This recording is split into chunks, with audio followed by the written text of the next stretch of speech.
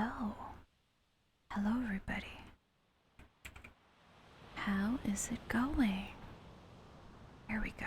I finally got the captions working.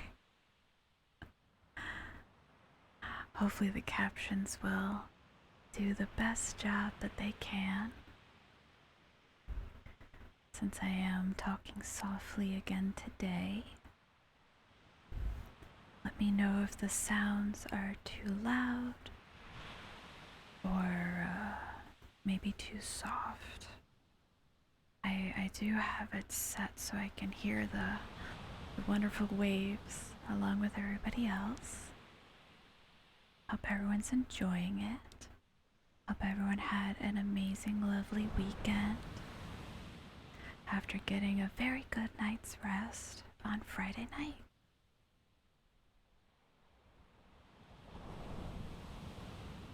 I had a pretty calm weekend myself.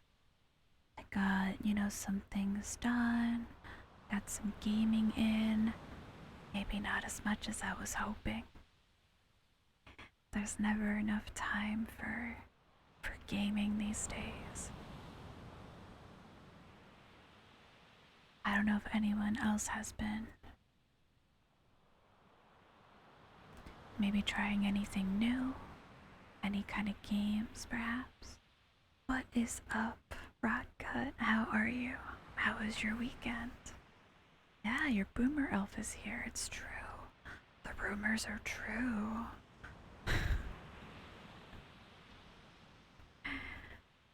I tried to put a little more sparkle in here today. Yeah. What's up, Playboy? How are you? How goes it? How goes it? How was the weekend? How's life treating you? Well, I mean, you're part of chat, so I'm here with chat, right?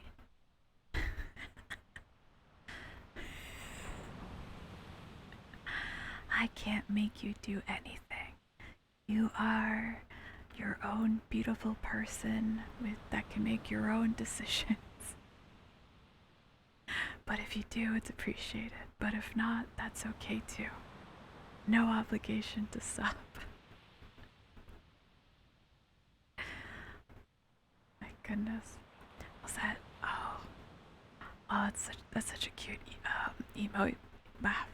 Such a cute emote, Playboy. I was actually just over at Neander's stream.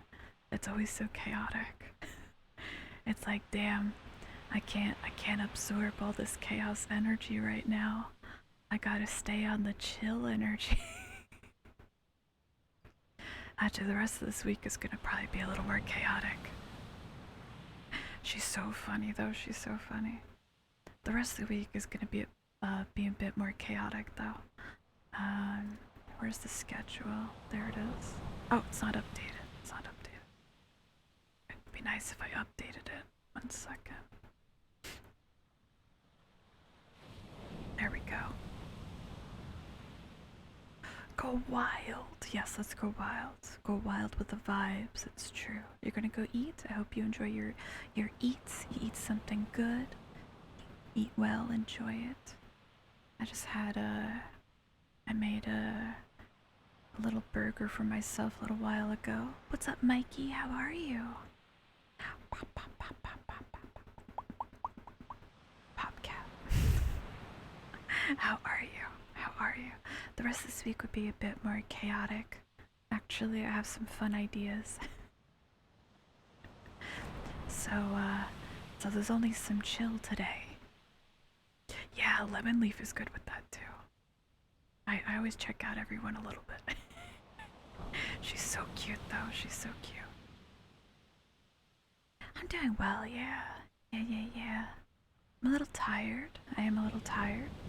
So I am kind of glad that past 𝗙cie was thinking of future 𝗙cie. And I guess it's a good thing I'm not looking at a game today. I wish I got a little more sleep. It was a little weird. I woke up a little earlier than I wanted to. You know when you just like fall asleep, and then, but suddenly you just, I don't know, you just wake up. And it's like, well, I guess that's it. I guess that's the end of my sleep. I guess that's it. Time to get up now. That was me earlier today. That was me earlier today. I was, what I was dreaming about. And that too, sometimes I feel that the dream knocks me out of sleep. Like, you ever have a dream that gets so weird, you're like, I'm packing my bags and getting out of here. I gotta get out of here. I gotta go. This dream is getting a little too wacky for me. This dream is getting a little too much. I don't know if anyone's ever had dreams like that. Sometimes, I always feel like, I usually feel like I am myself in like dreamland, if that makes sense. Like, like you ever feel like your dream self is making the same decisions you would make if you were awake, sort of thing. Where you know, I don't know, because you get put in these very strange situations, or it's like no, I would never do that, and you don't do it in the dream either. Like not necessarily like something evil, but maybe like you still won't steal something, you know. You still won't do something out of your own character. And then sometimes the dream challenges you, and it's like, wait, what do I do here? And you wake up and it's like, wait, would I do that? Did I make the right decision? Was that the right call? It's so hard to say, right? It's hard to say. But what kind of dreams challenge you with you? Because you never know. You never truly know until you're in these dream scenarios. Dream scenarios. Does anyone else ever have a recurring place or atmosphere or dream? I feel like when I was younger, I used to dream of similar places, if that makes any sense, or places that had a very similar vibe. So the best example I have is a mall, but not a mall that exists, but only a mall that I would only visit when I was dreaming. And it's like sometimes even if the mall looked different, I knew it was the same place. I knew it was the same mall. It had the same vibe. It had that same atmosphere to it. Like not necessarily the same stores or the same layout, but it would have the same feeling when I would visit it. And like I would be like aware and be like, oh yeah, like I've been here before. But I don't know. Does anyone else have what would you call it? Like dream spaces? Maybe dream spaces is a good word for that. Like certain spaces you could only visit when you're asleep. That'd be kind of maybe a something to explore. I used to have a dream journal too, to write down my dreams and all that kind of stuff. What is up, 𝗙cie_𝗹𝗹𝗪cie? How are you? How was your day? How was your work day? Oh, how did your grinding go in PoE this past weekend actually? How did it go? Did you come to a conclusion about the league yet? It went That's fair. That's fair. just gonna doing a chill stream at the start of the week. The rest of the week is gonna be a bit more chaotic, so we're gonna try to get the chill vibes out there ahead of time. Buddies are still playing, but it's pretty bad. Oh no. Anyone else just gets stuck kind of playing a game because maybe your friends are playing it, or maybe you just have hope in your heart that maybe tomorrow it's gonna feel less sucky, but it's not. It's gonna still suck tomorrow. Try not to laugh loud. Normally I'm pretty loud actually, I feel like, so this is challenging. This is far more challenging. But I mean, if your friends are still playing, that's not too bad. But you usually play solo, right? Like that self challenge. Being in an abusive relationship with a video game. It's okay. The Dev Senpai still loves me. Dev Senpai will hear my complaints on the forums and will fix everything for me. I know it.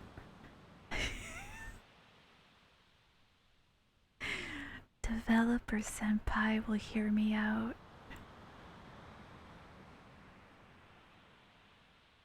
Try not to lose it right now, actually.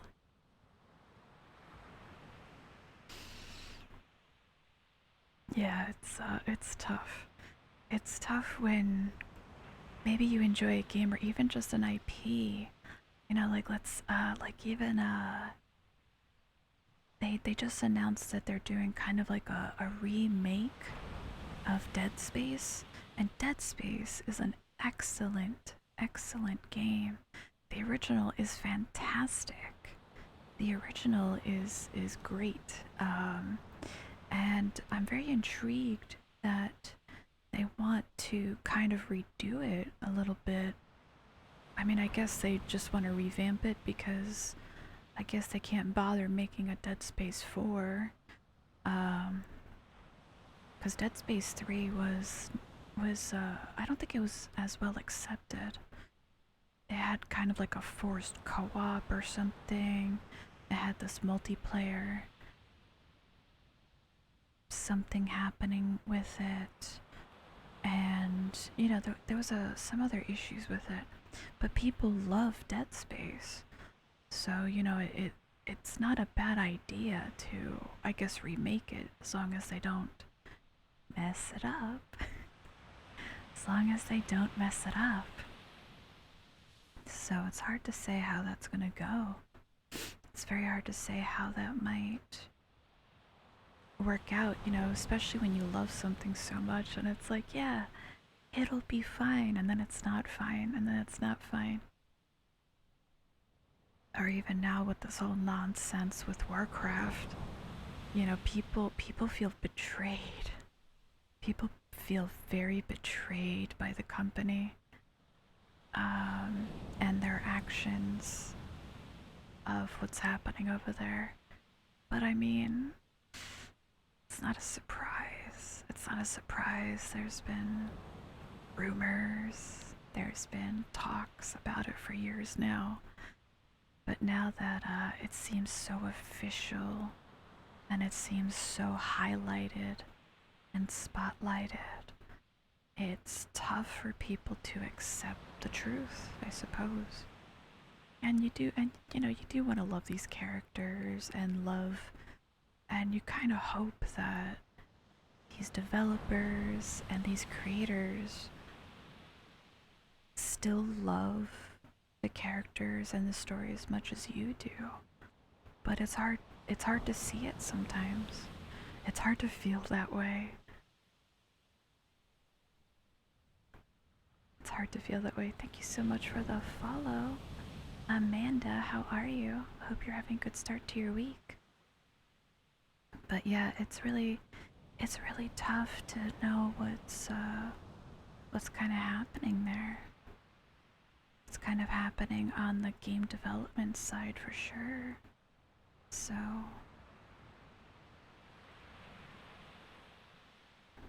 you know,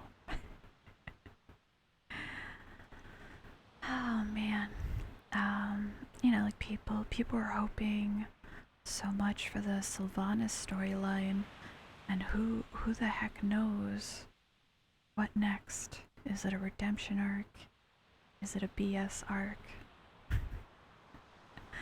Like, what is it they're really planning for? What is it that they're going to end up doing, you know? It's very hard to say. It's very hard to say at this point.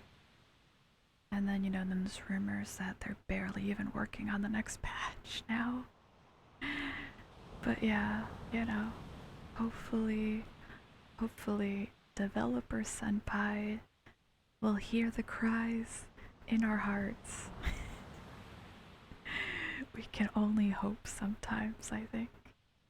And I think hope is an okay thing. Hope is a very okay thing to have. It's tougher to have hope.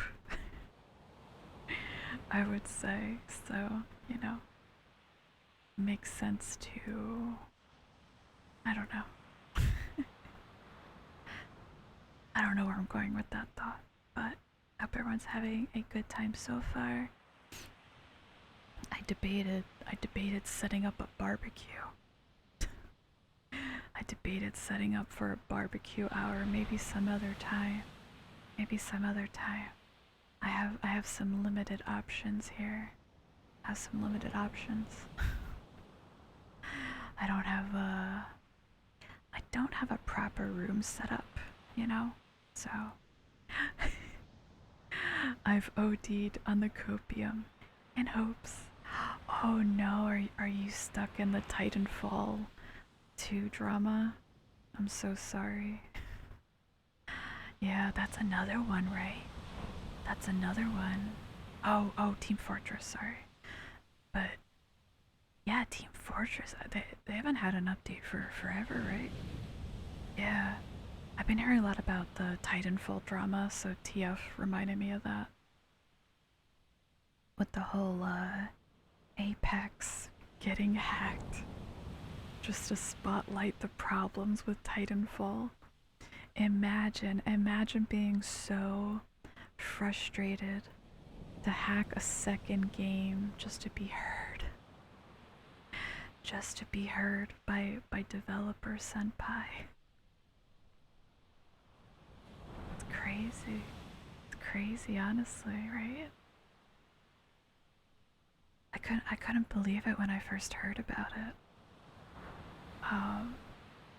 That was some crazy stuff. That was only like 2 weeks ago, wasn't it? That was very recent. 2 or 3 weeks ago it happened.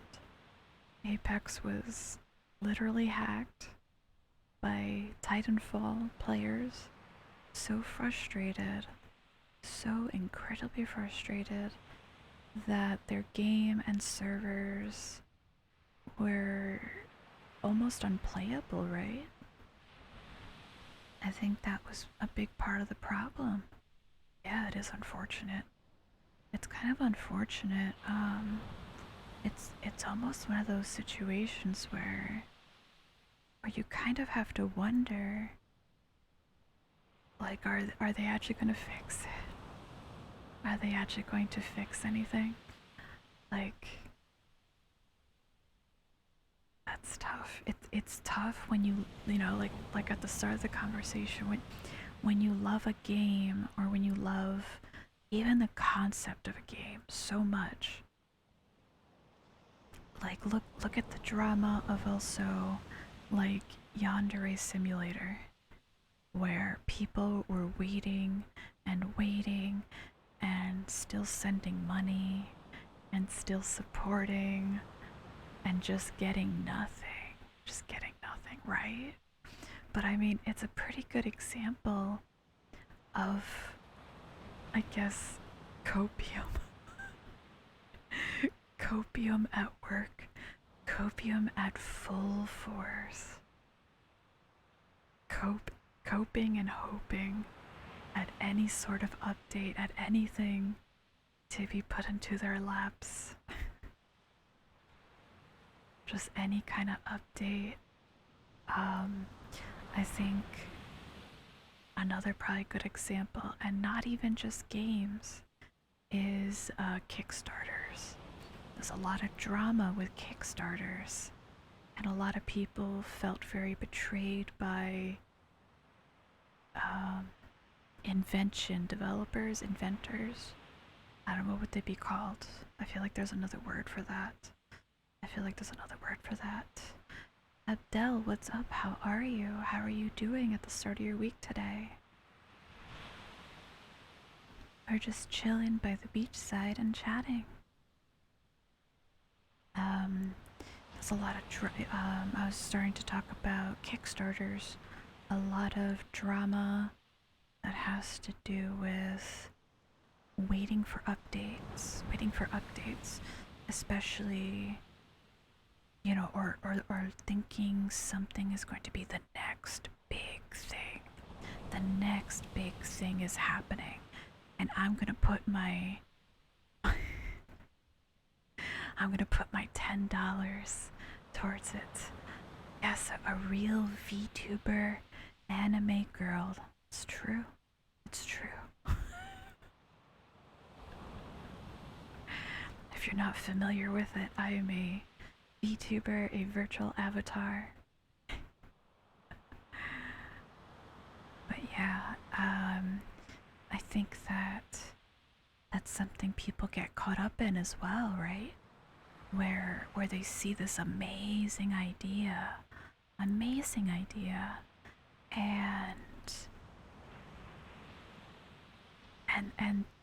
they don't come through. Right?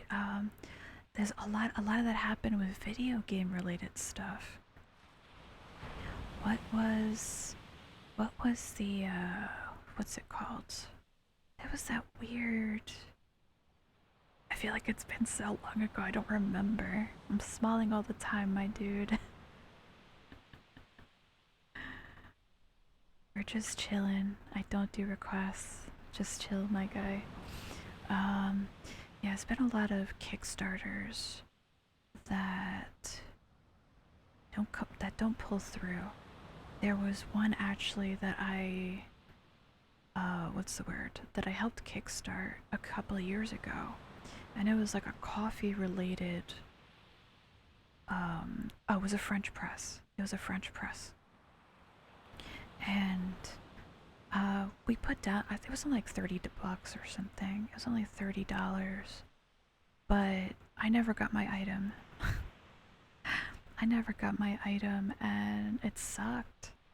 And I felt it felt like as soon as the Kickstarter was done and they started putting these updates, I started noticing what looked like what would you call it? Stock photos. It seemed like these stock photos. You know? They put these stock photos instead of what felt like real photos. You know what I mean? So. And I started realizing it really seemed to be some kind of scam. Some kind of scam, yeah. Pretty much as soon as the Kickstarter ended. Granted, a few people, because you know what it is that it was about 6 months later, and they started putting updates requesting more money. And I was like, wait a second, that doesn't make any sense. Why would you need more money? It was definitely one of those Kickstarters that had what would you call it? It was one of those Kickstarters that like blew the bottom line number out of the water. You know, like there was like stretch goals and you know, it was like there was a lot of money. Involved. And it seemed like at the end of the Kickstarter, the company also had a funding at a different website almost at the same time. And then they started requesting more money like 6 months later, which seemed crazy and ridiculous. and they were like trying to cite some kind of manufacturing issues with their initial product design. Either way, it was just, the whole thing was bullshit. The whole thing was just crap. So it's one of the but it's one of the very few Kickstarters that I felt didn't come through. You know what I'm saying? So there was, I usually go to Kickstarter for independent artists and comic creators to begin with.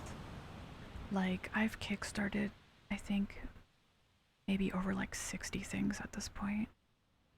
And I can really think of 2 things that really haven't come through. And I kind of, I really don't do inventions. I don't do inventions because I don't know what I'm gonna really get. And, I took a big risk putting, $30 on a stupid French press. And it didn't come through. So, I usually only do it to help kickstart also pins. If anyone collects enamel pins, those are kind of like a nice thing. I used to collect like monthly pins and pin clubs over on Patreon, but some of those artists would want to do a thematic, like a very thematic set of pins, and might put it on Kickstarter. So that was like another thing, like, those were only like $10-15. And it's not that bad, it's not a big deal. So, what's it called? And, a lot of those come through because those are just artists that don't have the, they don't have the funds to produce the item, but they might have enough of a fan base to support it. And, me as a fan of some of these artists, that's exactly what I do sometimes. There was a really cute Kickstarter I did too for these little rat themed pins, and they're called shaker charms. If you've ever heard of those, oh man, maybe I should grab that for like an ASMR stream. It's a cute little plastic, it's like an acrylic charm, but it has like little acrylic baby rats in it that you can shake around, and it makes like a fun little sound, of course. And it's nice, and it's really cute. It's like little baby rats and like a big heart, like a big heart. That's definitely something I would love to do if I had a second webcam. I would love to do like showing off pins and showing off like the little charms I have and my stickers. I have a lot of like stuff just sitting around, but they're very like aesthetically pleasing, which is why I like them. That's why I have them. I do have 3 or 4.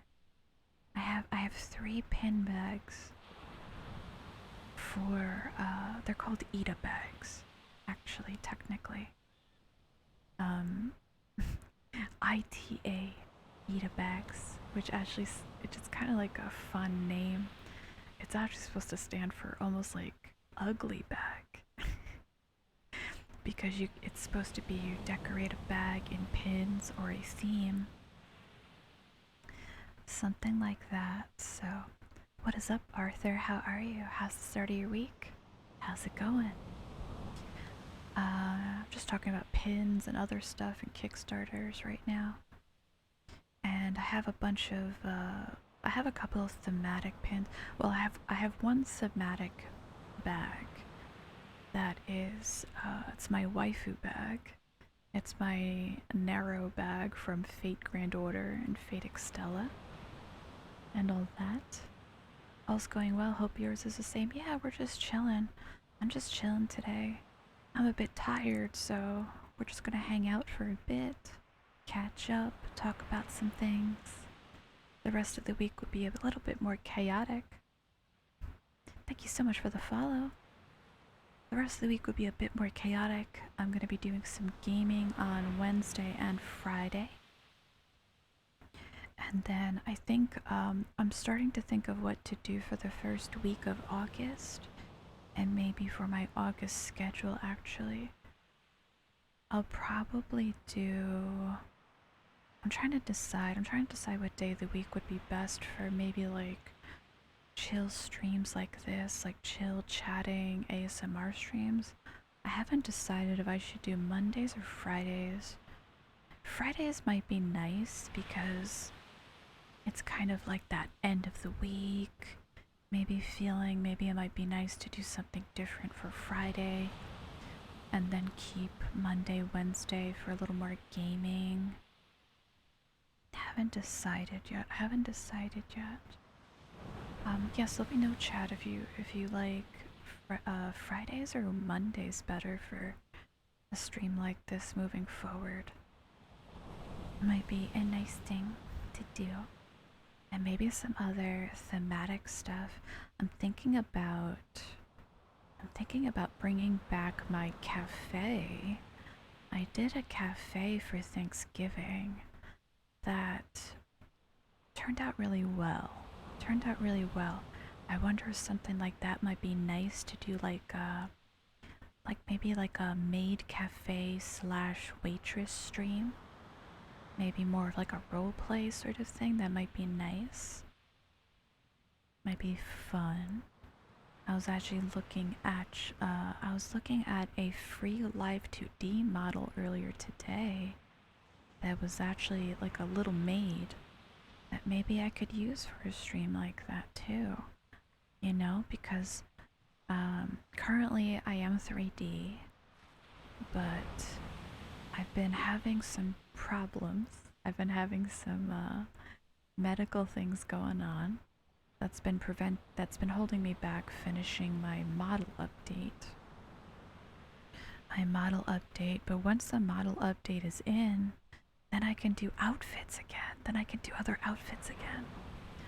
But I want to have, you know, the best quality outfits, best quality model for all of you chat. So I'm trying to work on that in the background.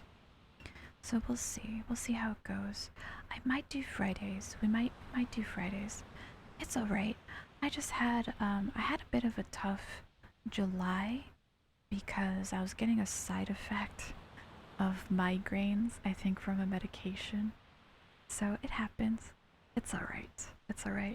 We're moving forward. I changed my things. I went to the doctor and we're doing A-okay. We got the heals happening in here. It's all good. So it's okay. So moving forward, we're gonna try to get back to that. Get back to doing those sorts of things. Maybe getting some more art done. I've been doing more drawing as opposed to 3D modeling. I've been getting some work done there.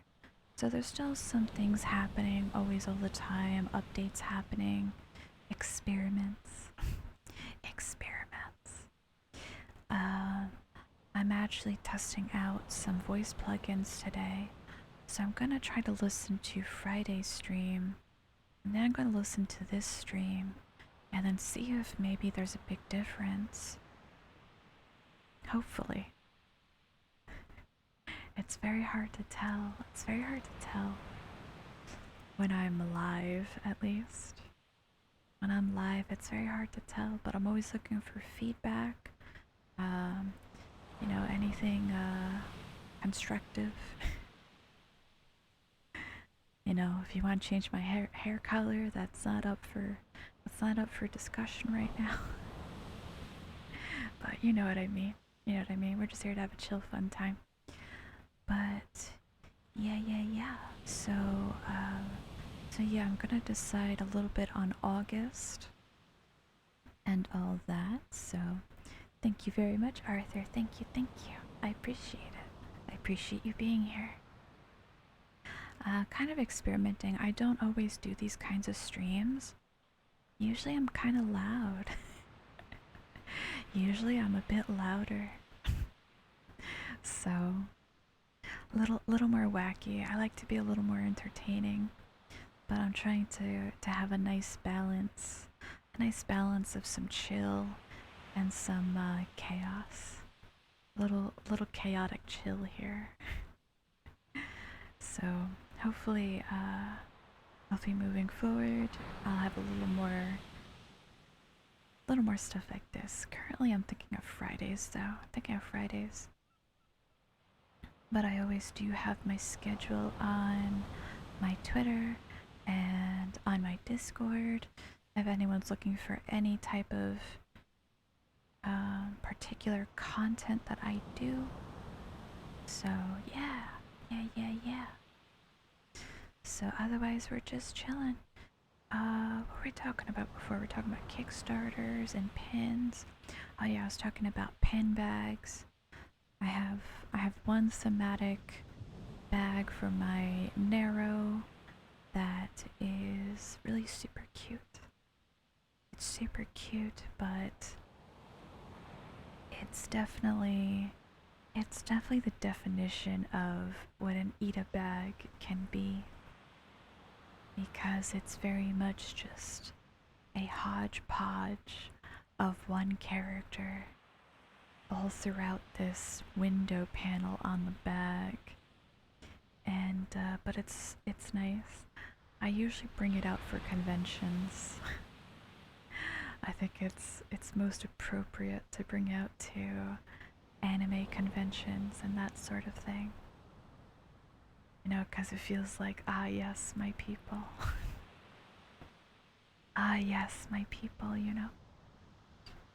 So it feels very appropriate. Feels very appropriate over there when I'm out and about at the conventions. Because really, if you've never been to an anime convention, they're pretty chill. Everyone's kind of doing their thing, whether they're cosplaying or they are maybe just buying merchandise. Maybe they're just wearing merchandise of certain characters or anime that they enjoy. Maybe they only like a certain subset of a genre. And some folks, they go to conventions for just getting art stuff at the artist alley. Smelly? Not really. I mean, not to say that it doesn't happen. The problem with a lot of conventions, from my experience, is that many of the popular ones are during the summer. Many of the very, very popular ones are during the summer. So, for one thing, it's very hot to begin with. A lot of people, they might be rooming at a nearby hotel, and, you know, because maybe they're out of their, you know, a lot of people travel. So if they're walking from a hotel to a convention center, sometimes you get a little sweaty. And then if you have, you know, 50 people in a tiny room, if you have 50 to 100 people in maybe a very tiny room, maybe for like a lecture or something, then guess what? It kind of compounds the problem. It's more compounded when you have conventions in hotels and not actual convention centers. When they're being held at actual convention centers, there's a lot more airflow. There's a lot more actual airflow happening. And it's not really that bad, because you don't really notice it. There's more than enough room for people to move around. You know, from my experience, especially if you're going to a panel, that's what they're called. If you're going to a convention panel and you're all waiting in a line, stuffed together, like sardines, waiting to get a seat. And then when you go to certain panels that are extremely popular, like let's say you go to a panel that is for a very popular voice actor or voice actress, or maybe a very popular artist, you're going to be on that line. You're going to want to be on that line early, and then you're going to be stuck there with a bunch of people for possibly like an hour or two, depending on the popularity of the panel itself and whether or not there's even enough room for the audience that wants to see them. So it's really just it's just like if you go to school. Honestly, if you go to school and you're all stuck in the hallways between classes, it's really not that much different.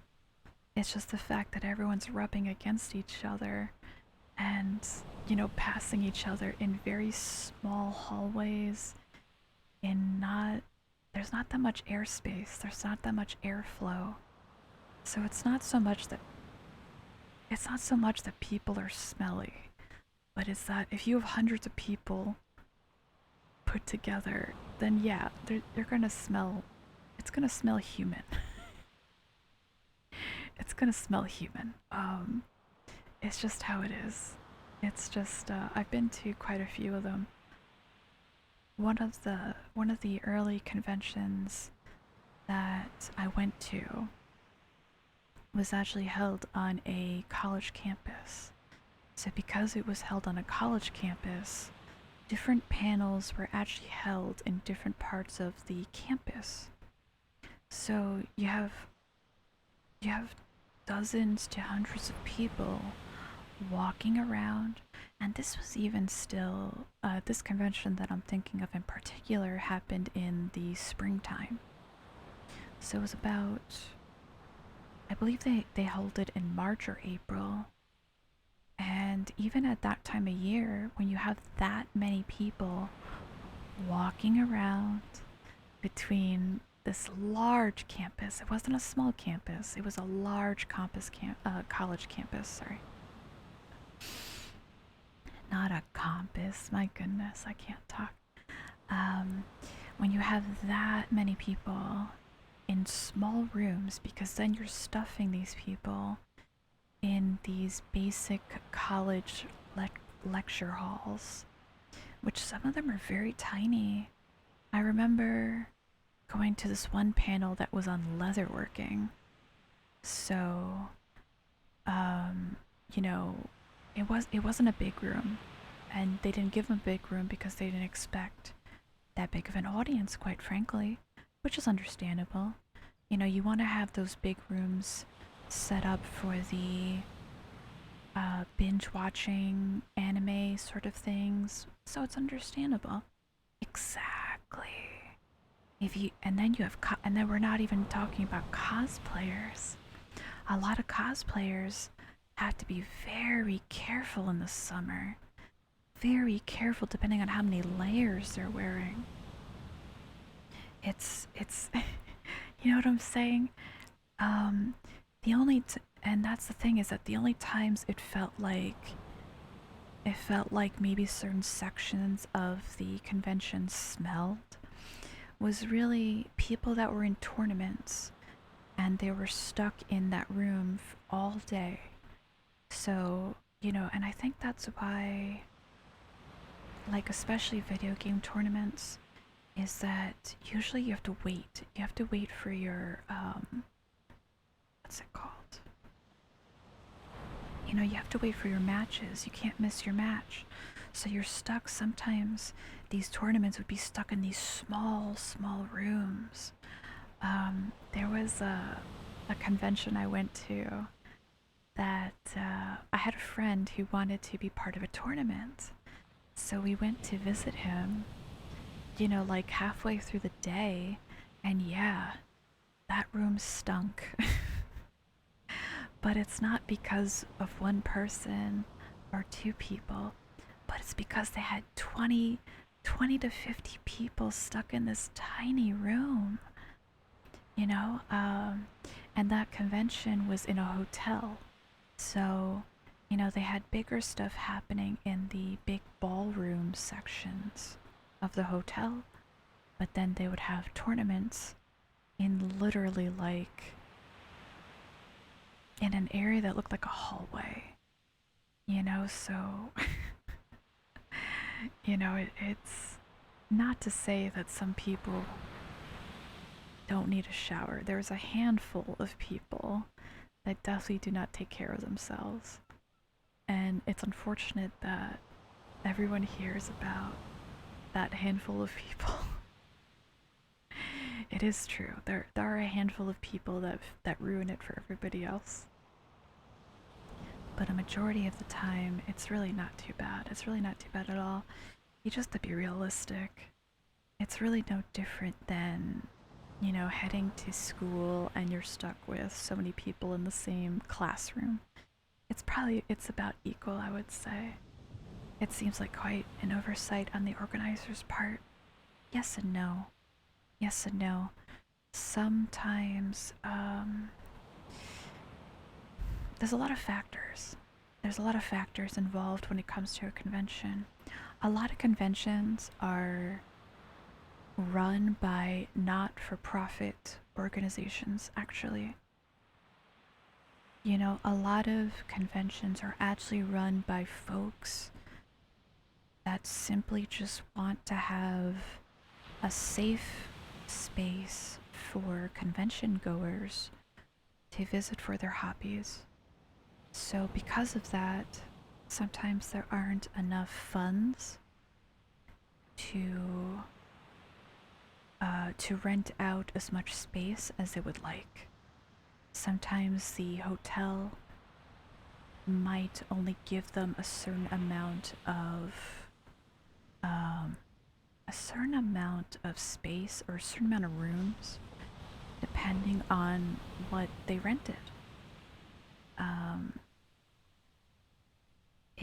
There's a lot of factors. I've actually volunteered at a few conventions. I had volunteered when I was younger, when I was but a young elf who wanted to watch anime and go to a convention for free because I did not have the money. I was a poor elf without funds. Thank you so much for the follow, or ridiculous. I hope you're having a good start to your week. We're just talking about kind of conventions right now and my experience with them. I've actually volunteered at probably less than a handful, But based on my and that's the thing too, is that the folks that work at a convention, most of them are volunteers. A lot of folks that are trying to control the lines, that are trying to shuffle folks into the panel rooms, a lot of them are volunteers. I have volunteered. I actually volunteered 1 year at the college campus one I mentioned, and it was a nightmare. People are hecking rude.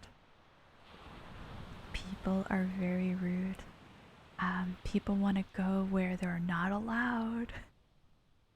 In particular, I was stationed at, let's see here, how do I explain this?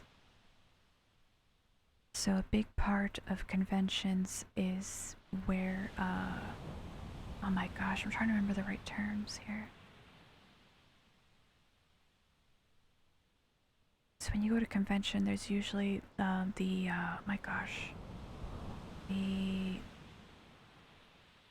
what do you call it?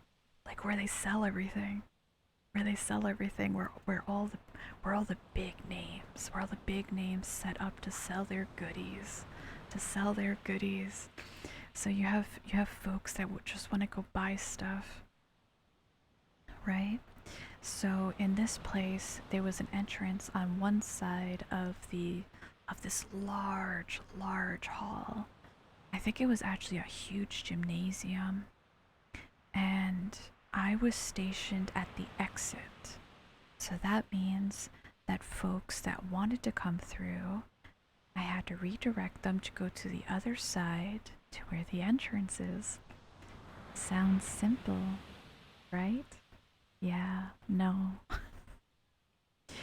I ran into a lot of folks that didn't want to walk to the other side and they didn't want to find the entrance.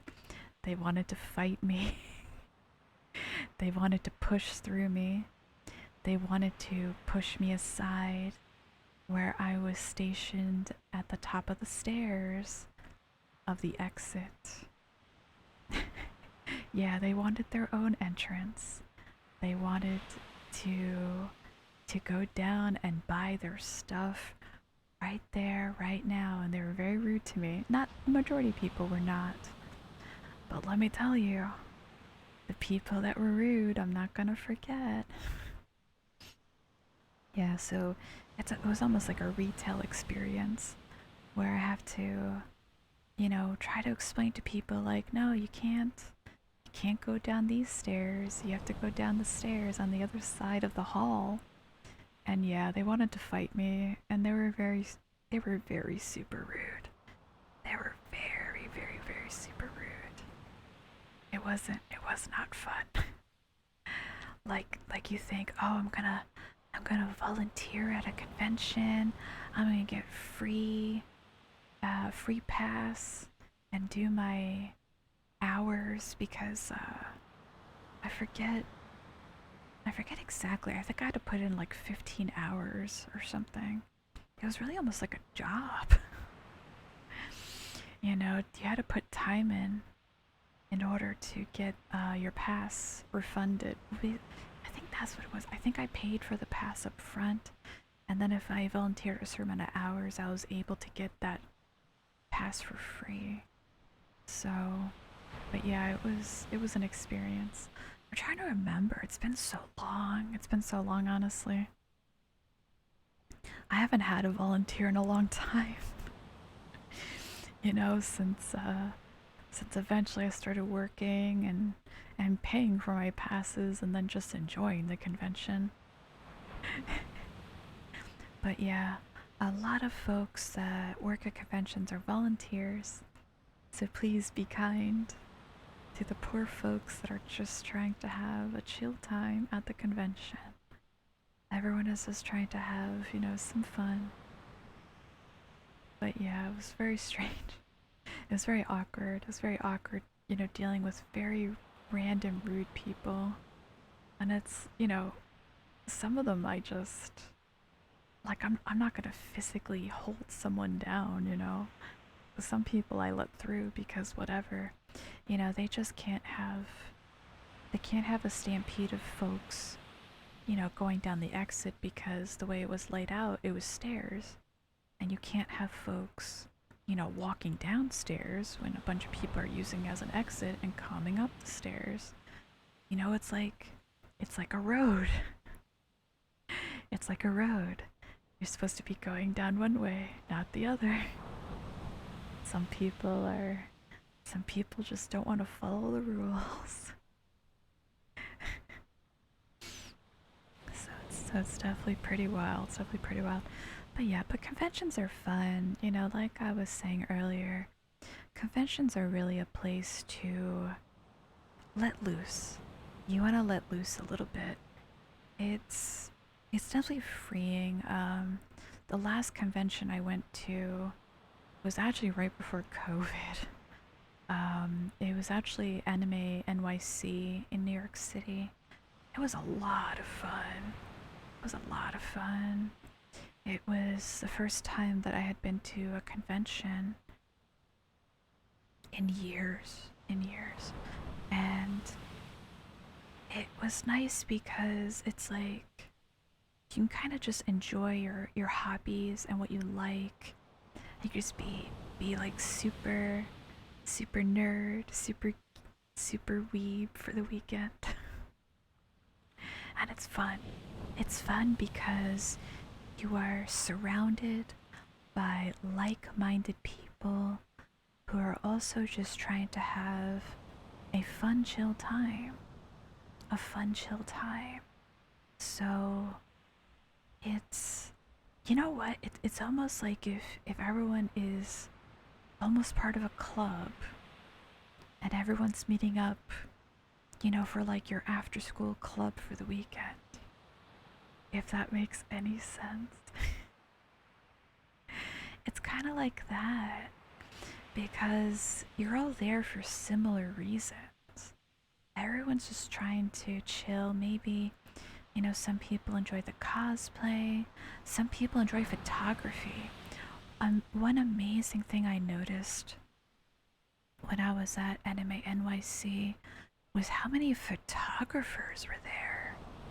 You know, either taking pictures of the space, taking pictures of the cosplayers, especially. Some people would just take, you know, professional, beautiful photos for their portfolios or to post on Instagram, you know, to post on the cosplay sites. And I'm sure some cosplayers were even paying these photographers for photography. I'm sure some were doing it for hobby, some were doing it for pay, but everyone's just having a good time. I have some friends who only cosplay and they go to conventions purely for cosplay. I myself, I go for shopping. I go for buying stuff I can't find anywhere else. Maybe convention exclusive merchandise. Or just things that normally I would have to get online, and it's just a great opportunity. Yeah, some cosplayers are fantastic. Some cosplayers are so beautiful and they do such a good, amazing job. They do such an amazing job. I'm always so impressed. Always so impressed by the amount of effort these days that folks go to for their hobby. It's beautiful. It's a beautiful thing to see, and I love it. I also love sometimes certain cosplayers, I'll look them up online because I like seeing the work in progress shots myself. I love seeing how they created it. And cosplay these days is amazing. Like the new tech, the new what do they call it now? Like when they make armor now, they make very actually light, I forget the material, but compared to years ago, it's a lot more of a light material as opposed to actually using like a light metal. It's like they can spray paint it to look like metal, and it's amazing. It's amazing. Maybe that's something to look at one day, chat. Maybe that's something to like admire. Like look at cosplay together. You know, I think that might be fun. You know, I think it's amazing the amount of effort. Early on, some of the early cosplayers, like one I remember in particular is called Yaya-chan. She did early cosplay, early high effort cosplay. I remember following like her early days, her like cosplay.com page. She used to have an Etsy where she would sell animal ears, like early style animal ears. Like these days, it's probably a lot easier to get that sort of thing made. But back then, it wasn't as simple. Like, and I remember she was using some kind of, not like a ceramic. It wasn't a ceramic, but it was something similar with the material.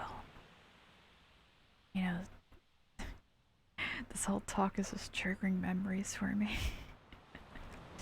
but yeah, I mean, that's a good example of summer memories. a lot of conventions I went to were in the late spring or summertime. So it's definitely fun, definitely fun. I have been to, in the past, there was I had been to Anime Next once or twice, and there was a convention also that would happen every 6 months.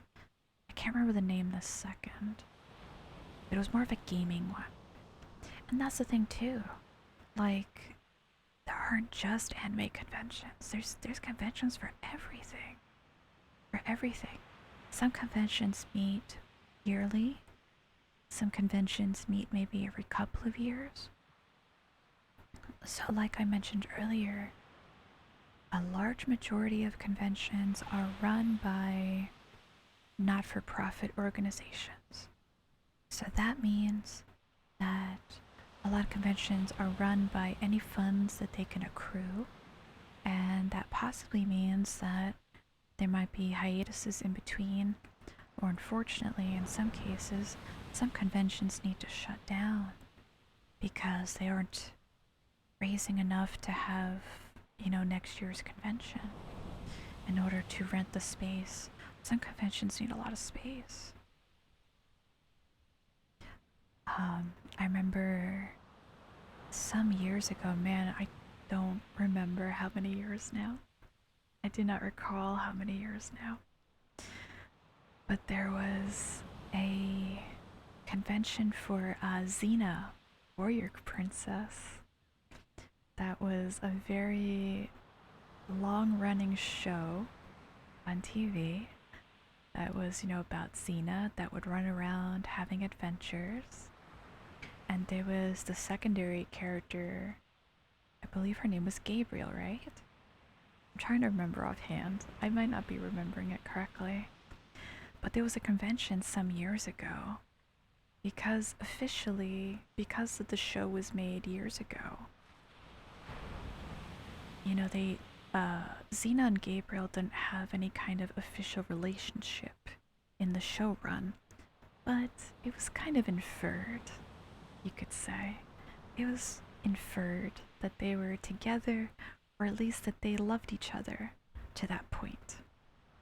So some years ago at a convention, they actually had kind of like a mock proposal and wedding of the two characters with the actresses, which is super, super cute. It was very lovely. Thank you so much for the follow, 𝗙cie𝗹𝗹cie. I hope you are enjoying your start of your week so far. It sounds heartbreaking not having some place to share your hobbies at when exactly. That is exactly an issue that happens, unfortunately, with certain conventions. The first convention I have ever been to, the first convention that I had ever been to in my lifetime, shut down after a couple of years, actually. It's a lot more common for smaller conventions to shut down. A lot of them do what they can. A lot of them do their best to raise those funds in between or raising funds at the convention. But it's something that happens. It's actually very common. And I think that's something that a lot of people hear about, the big ones, the big conventions that happen yearly, and there's tens of thousands of people, and they do exist. There's very popular conventions that everyone hears about. Everyone knows about Otakon on the East Coast. Everyone knows about, the big ones on the West Coast. Anime Expo. Anime Expo is the big West Coast one. And then some years ago, there's PAX. There's PAX now, Penny Arcade East, West, that expanded across coasts. I believe it started in the West Coast, or maybe it was Hughes, or maybe it was Texas. I don't remember where the first one is, where the first one was located. But those conventions were able to expand. They're able to expand across the United States. However, a lot of smaller local conventions don't get that opportunity. opportunity. So it's one of those things that's incredibly common, you know? So it happens. It happens. Like I think Anime Next is still happening. I'm not too sure. I haven't been there in a long time though. I've not been there in years. But it's a East Coast one. There's a couple of local ones that still function every year, but they're very small, and I think they're able to kind of, you know, they fill that niche locally for people.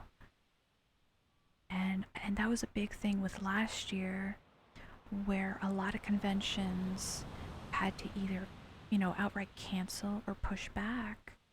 You know, the entire convention circuit was in shambles last year. And another one people hear about is Comic-Con. You know, that's a popular one. It's well known in San Diego, which is West Coast. And then they had brought it over to the East Coast a couple of times. I think now it's permanently also on East Coast because of its popularity. But a lot of conventions really are very small scale. But when you have a year like last year that perhaps they weren't able to function, it's possible they didn't get those funds to be able to function again.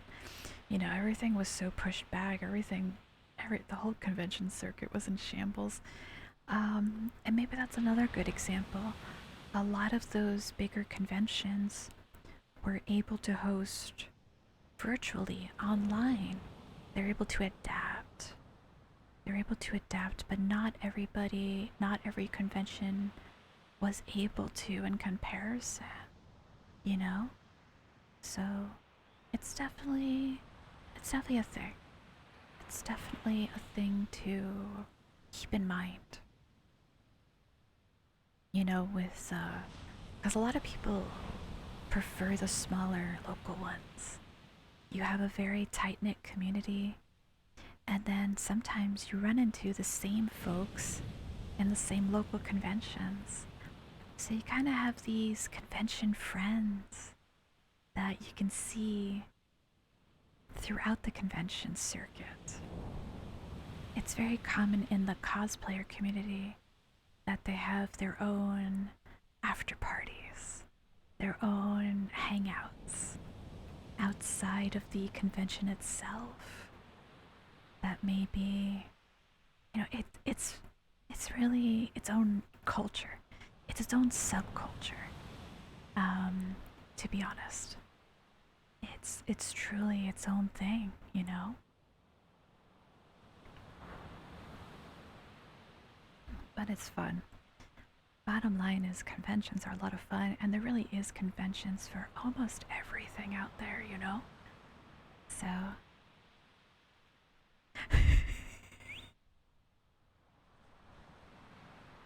gosh, try not to make me laugh so hard. Yeah. Oh shoot, I forgot what it was called. I remember I was actually big in Tumblr at the time that had happened. And how are you? How are you, dead guy? How's it going? I hope you have a good start to your week so far. There are a lot of conventions that are quote unquote conventions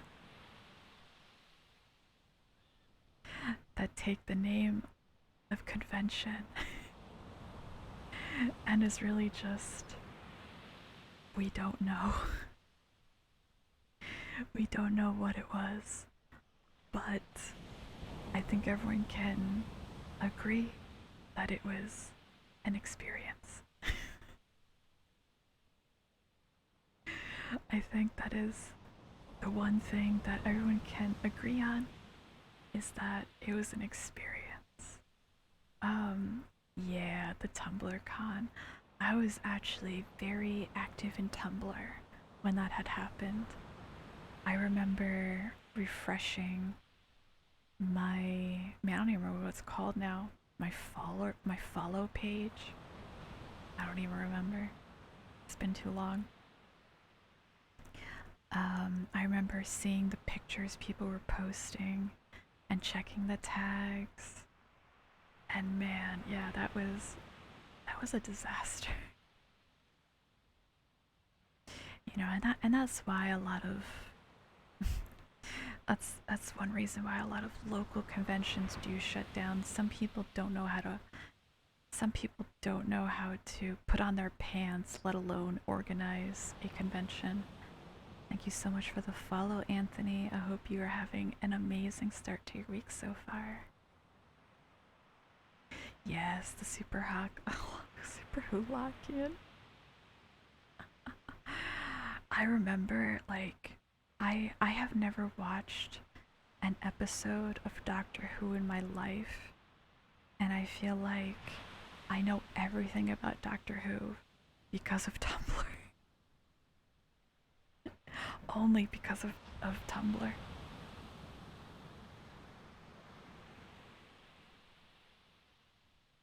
Rearranging myself.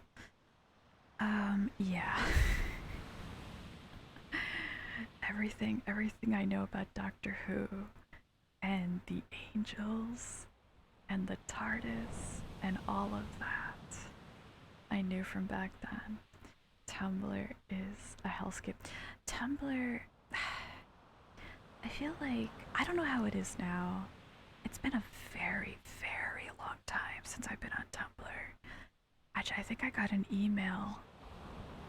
I think I had an email, like a reminder of like, oh, it's been X amount years. It's been X amount years. Since, you know, it's like your Tumblr's birthday, and I'm just like, man, I have not logged into that in X amount years. Yeah, 10 years. Interesting times. Yeah, it's like I just know things just from that time frame. But the thing about Tumblr though is that you follow what you want it to. So actually one of my early Tumblr pages was very what was it? How do I describe it? I was actually very big in the pagan community at the time. So a lot of the stuff I followed was spell work and mindfulness and just that kind of stuff. Just that kind of aesthetic, you know? It feels like Tumblr was so long and I'll never leave. It's so true. It's so true. And welcome, welcome, ducklings. How are you? Yeah. But Tumblr, you kind of only followed what you wanted to. So I had one Tumblr dedicated to like that pagan side, and then I had one Tumblr actually set up for my World of Warcraft roleplay character actually. So it was like a journal of my adventures in the game, and I would post screenshots and I would, you know, just have those roleplay journal things happening. You know, just those journal things happening from my character's point of view. So like we would have, I was part of a guild. I had a night elf mage that I roleplayed as, and I would have an event in game, and then I would write a journal of like how my character felt about it, maybe if I had any interactions between events. It was really truly just a journal. It was a journal of my character. Those witch blocks, yeah, except for the ones that took it a little too seriously. Yeah. Listen, let me tell you something. Let me tell you my experience in having a lot of hobbies and having a lot of interests and in playing a lot of games. I'm gonna tell you a secret. I'm gonna tell you a secret, chat. There are elitists in any type of hobby possible. There are elitists in anything. There are people that will ruin it for everybody else. Yeah, there are folks that take things too far. There are folks that just kind of ruin it for everybody. You know, actually we started talking about conventions because, you know, people's experiences with smelling other people. But when you're stuck in a tiny ass room with 50 to 100 other people, yeah, it's not gonna be so great. And it's not so much that it's not that 50 it's not so much that 50 people didn't take a shower that day. It's that 5 people didn't, and 45 people aren't going to forget it. It's just how it is. It's how it is. So, but yeah, I have had a lot of interest over the years, and there's a lot of people that are way too serious and way too. They want to play gatekeeper, and that also happened very big in the pagan and Wiccan communities in particular. The gamer smell team. I mean, it's not like it doesn't exist, but a majority are fine, honestly. I've been to. I actually used to help run. I've ran a lot of gaming tournaments. I have a lot of experience working in a hobby shop, actually. The thing is that a lot of people are fine. A majority are fine, but there are definitely a handful of folks that need to go home and take better care of themselves. Thank you so much for the follow, Lee, and you. Welcome, welcome. And unfortunately, it's those handful of folks that ruin it for everybody else. And you know, a lot of stores do have a policy of they will tell you, you gotta go. You need to go if, you know, if it's not great around you. Thank you so much for the follow, ducklings. Welcome, welcome home. And yeah, I've had a lot of experience with that, whether it's TCG players or video game players or anything else. Once upon a time,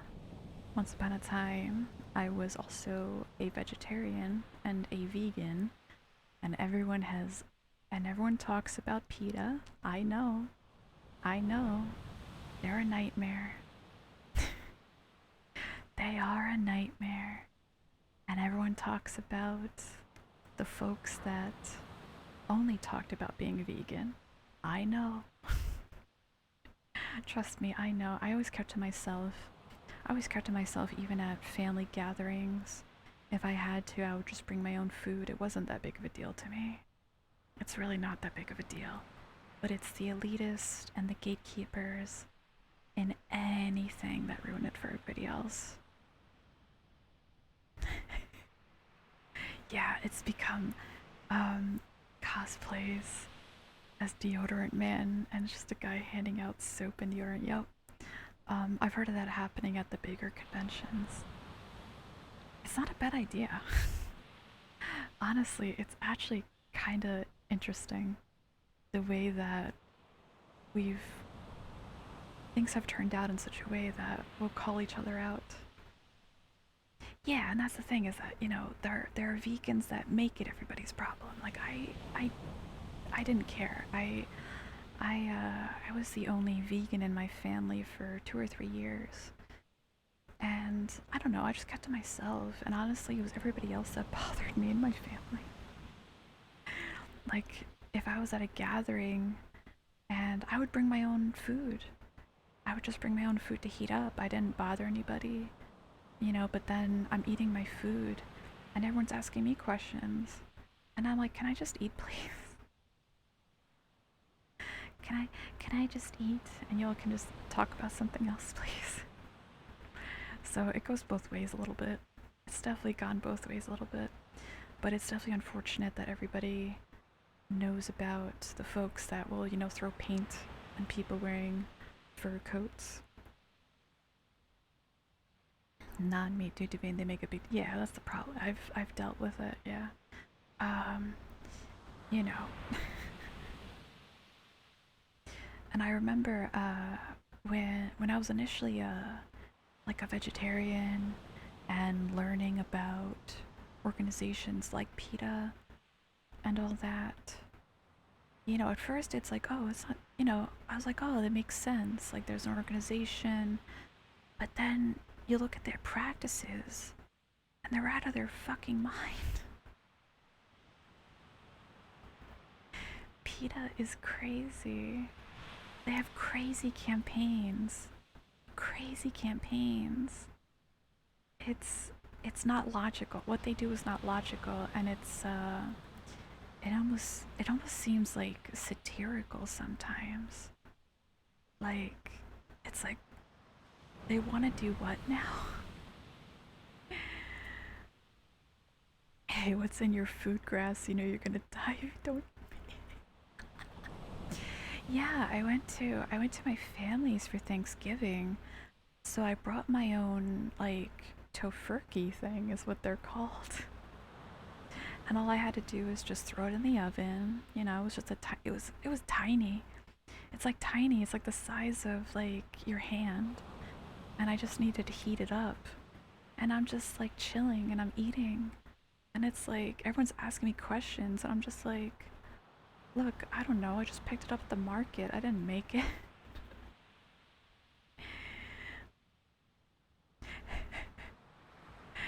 Every time I hear about PETA, it's like hearing about the wild stuff. And we're an online security guy. Yeah, yeah. I realized PETA was out of their minds when I saw one of their websites, because they just buy domains for different wacky campaigns. And the one that sent me over the edge, and I was like, they cannot be serious right now, was they wanted to rename fish. I don't even think people know about this one. It's not like a common one you hear about. I feel like I only know about it because I was actually trying to understand them.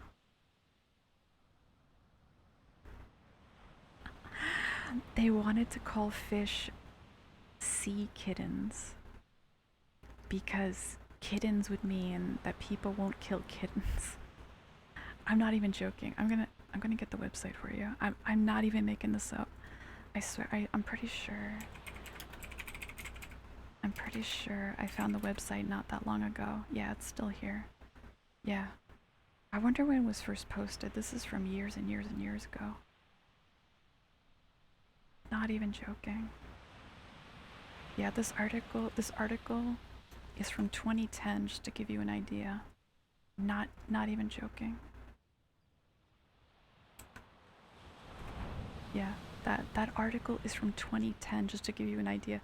I was a vegan. What year was it? Holy fuck.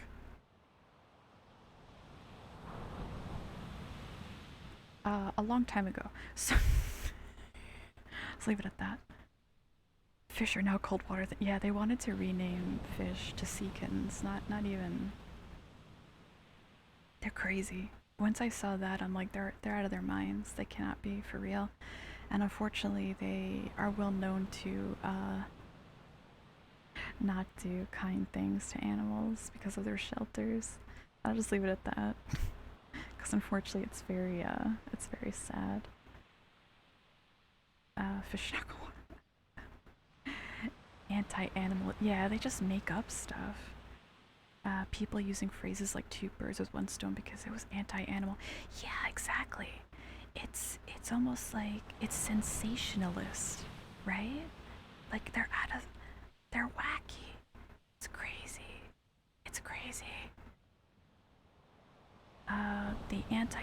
That's right.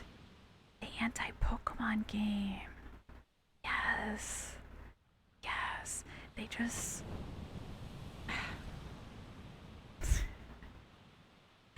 like it almost comes across like they're not for real sometimes, right? Refresh this. It's hard to even try to take them seriously when they act like that. And yeah, once I saw the 𝗙cie things, and that was even prior to that article, like that, they had a website like there since like '05, and I'm just like, yeah, no, yeah, exactly. It's crazy. You can't convince me otherwise. It's absolutely crazy. It's like a crusade to them. And that's what makes it kind of scary, right? It's like a crusade. They're crazy. They're wild. And that's the thing, is that they do these crazy campaigns. I forgot about the Pokemon one. That was really dumb. That was really dumb. Pokemon, not Pokemon, Nintendo. Nintendo will not let anyone soil Pokemon's name. They don't take that very lightly. Nintendo is like Disney in that sense. You gotta be very careful with their IPs. You have to be very, very careful. We were talking about enamel pins a little earlier, and actually Disney and Nintendo, they started going after pin makers. And when I say pins, like the little tiny collectible like enamel pins that folks might put on their bags, or on like maybe like a banner at home to collect, you know, maybe for aesthetic reasons, or maybe it's a favorite character. And they started going after pin makers that were making derivative works of their characters. And it kind of sucked. A lot of pin makers had to go like underground. A lot of Instagram artists that I follow had to lock down their Instagrams until they could like take all those works offline. The things I somehow always lose the back to. It's true, Arthur. I understand. I collect a lot of pins, and one thing I do is if I'm using like pin backs, and maybe I'm using different pin backs, I actually take extra pin backs and I put them in an empty pill bottle. So that way, if I lose a pin back, I can just take from an extra. Pretty sure they tried going after Disney about animal characters. Yeah, they didn't yeah, it's crazy. It's crazy out there. But yeah, it was unfortunate. A lot of artists that I followed had to. Even I was talking earlier about Kickstarters. A lot of folks were doing Kickstarters, you know, making in particular when they were starting to crack down. Someone was trying to make an eat-a-bag of Pokemon characters, and it was a great Kickstarter. It was fantastic design. If I remember correctly, it was 𝗙cie Studios, and she was doing a fantastic job designing. And I remember in particular, because I wanted to kickstart it, I wanted to throw that $40 in too. And they had to cancel it. They had to cancel the entire Kickstarter because they were starting to crack down at the time. And, you know, they were sent a cease and desist. So they had to change their entire Kickstarter to be like basic cats and dogs, and I think a bat. As well, to still have a successful Kickstarter. But it wasn't Pokemon. But it wasn't Pokemon anymore. And that was definitely, I think that started happening about 3 years ago, right? I think it was something like that. They started cracking down very badly on these artists. It's actually harder to collect those kinds of pins now. You know, it's kind of crazy. It's kind of crazy the way that those things get shut down like that. It sucks. Thank you so much for the follow, Mr. Turtle. Welcome, welcome. Hope you're having a fantastic start to your week.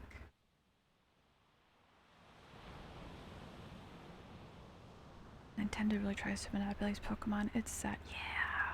Yeah, it is what it is. Hello, hello, Mr. Turtle. How are you?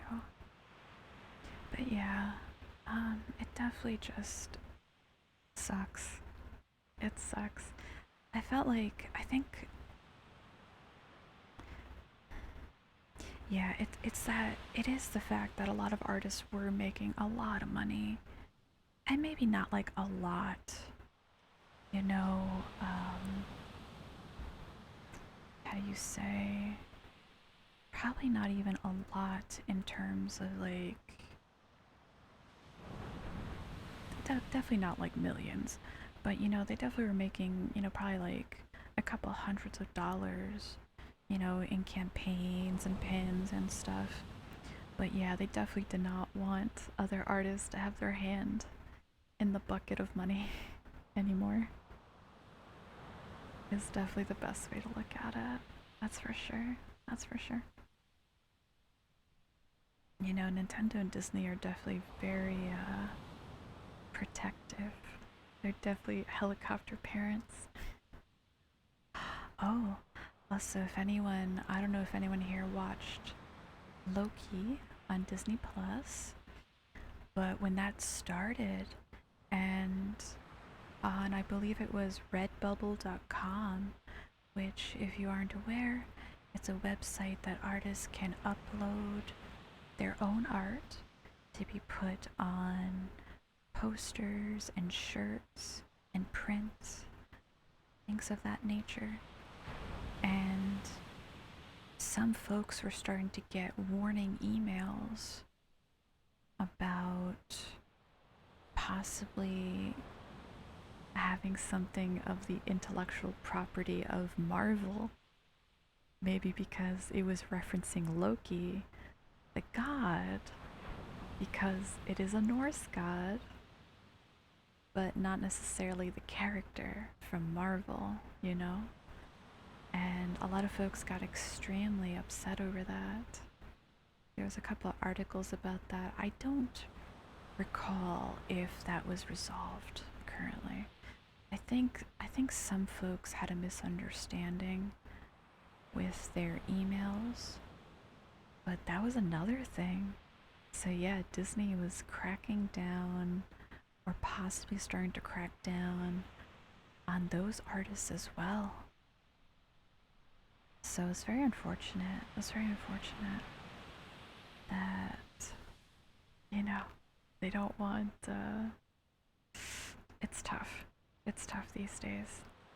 And I think the fact that some artists are possibly too dependent on making fan art of characters.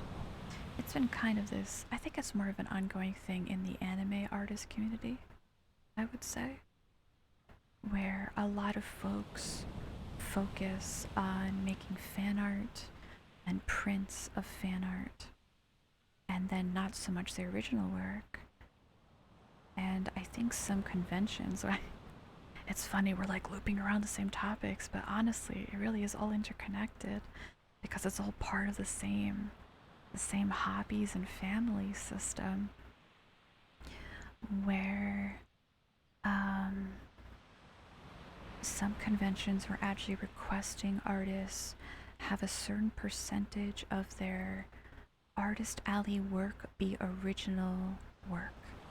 It cannot be all fan art, because I think the convention also did not want to get in trouble, you know?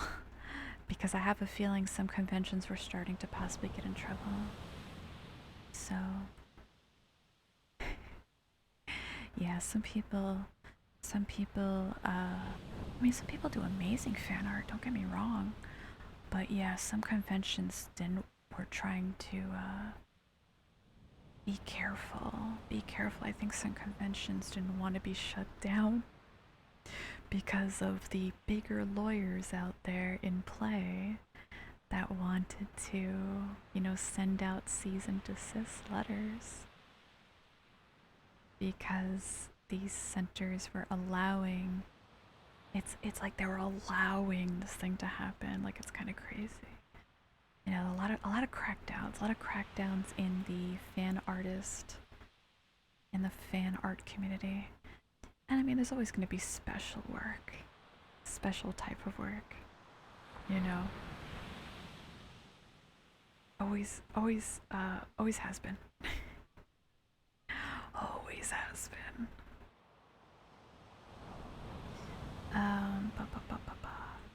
Yeah, the anime con stuff. It's ironic because of Japan. Yeah, Japan is much more chill in comparison, for sure. So it's very interesting, and that's why there's a lot of debate. That's why I think there's a lot of debating over what should be allowed at a convention. But the rules are different. We're different countries. You know, it's different countries as far as that goes. So it's understandable that something allowed in one country isn't allowed elsewhere. Um, so something that I think might happen, I'm predicting this is gonna happen. I already talked to my friend about this when he showed me. But if anyone was following the Attack on Titan manga, it's also known as 𝗙cie𝗹𝗹cie𝘄. So it ended. The manga ended. We're gonna leave it at that. I'm not gonna talk about the ending. The only thing I want to say is there was a majority of people not happy. Not happy with the ending. It's gotten to the point that there is actually a team of people that are remaking the ending. With honestly a team of artists and a team of people to do photoshopping, to redo panels and relay them out. There was already one chapter released of this re-envisioning of the ending. So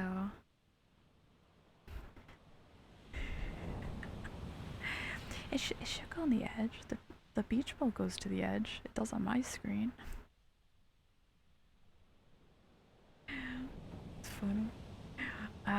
But yeah, one thing, yeah, it's not just a fan work, it's actually a team of people completely redoing the ending in their vision. And I think, personally, I think Kodansha is going to eventually send them a cease and desist. The reason why is because it looks way too much like the original manga. I'm throwing it out there. That's my prediction. It actually looks like people redrew the manga. It's impressive, honestly. It's incredibly impressive. I forget the website. I'm sure if you wanted to Google it later, you could check it out. But it's crazy. It's crazy. There's one chapter out already that's like, it's almost like an actual manga chapter. It's like 40 pages or something. It's going too far. I agree. I think if they did a redo in a different style, like let's say they had someone they were able to volunteer or pay. I'm not even gonna get into the gray area of paying artists. But if they re-envisioned it in a different style, I think that's okay. If they're gonna re-envision it by relaying out the original manga panels and redrawing the characters that it looks like the original work, I think they're gonna get in trouble. I absolutely think someone's gonna get in trouble. granted, they'll probably get a cease and desist, and then it's probably up to them if they're going to fight it or not, or give it up. But I do not see that project going to the end. I could be surprised. I could be surprised, but I don't think so. I don't think so, at least. I don't think so, at least. A petition, yeah. Yeah, I think eventually. Because you know what it is, too? Is that compared to 10 or 15 years ago, a lot of these publishers are now set up in America. They're now set up in Europe. So it's not just the Japanese publishing house, you know, trying to lay down the law from Japan. It's definitely the fact that they have the legal right to tell you to knock it off. They really do. You know?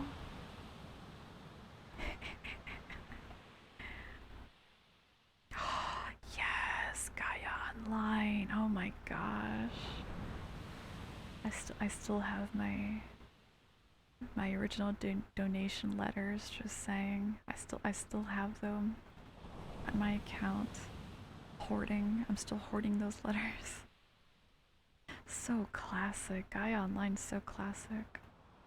I actually watched a video about, yeah, so much has changed. Oh my goodness. I watched a Gaia Online, almost like a catch-up video by a YouTuber. I forget her name now. Something Bard on YouTube. She did a really good, an amazing, like 30 to 40 minute video talking about why it went to shit. And it was a really big eye opener. I have my original account from the first year. From the first year. Was that 2001? And I log in like every 2 years or so. Change my look. Log off. That's about it.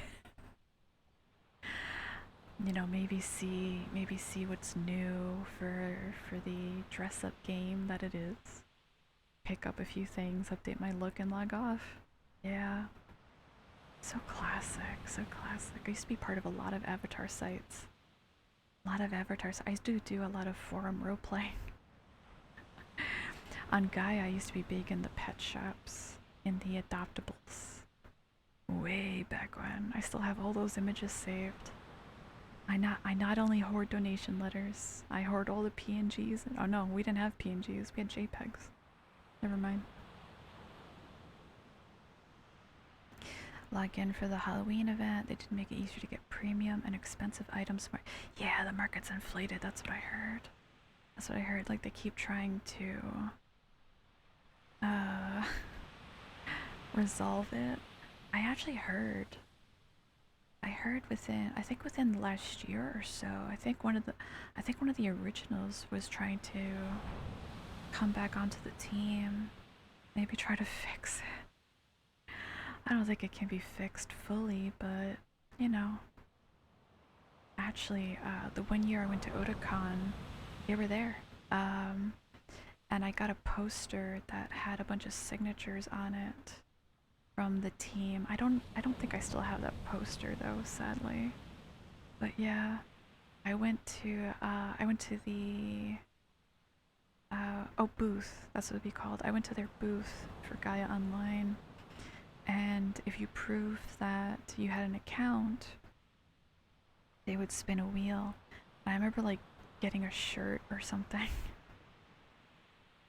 And it was the shirt of the little like white kitty. I don't even remember what they're called anymore. I'm sorry, I don't remember what any of the mascots are called.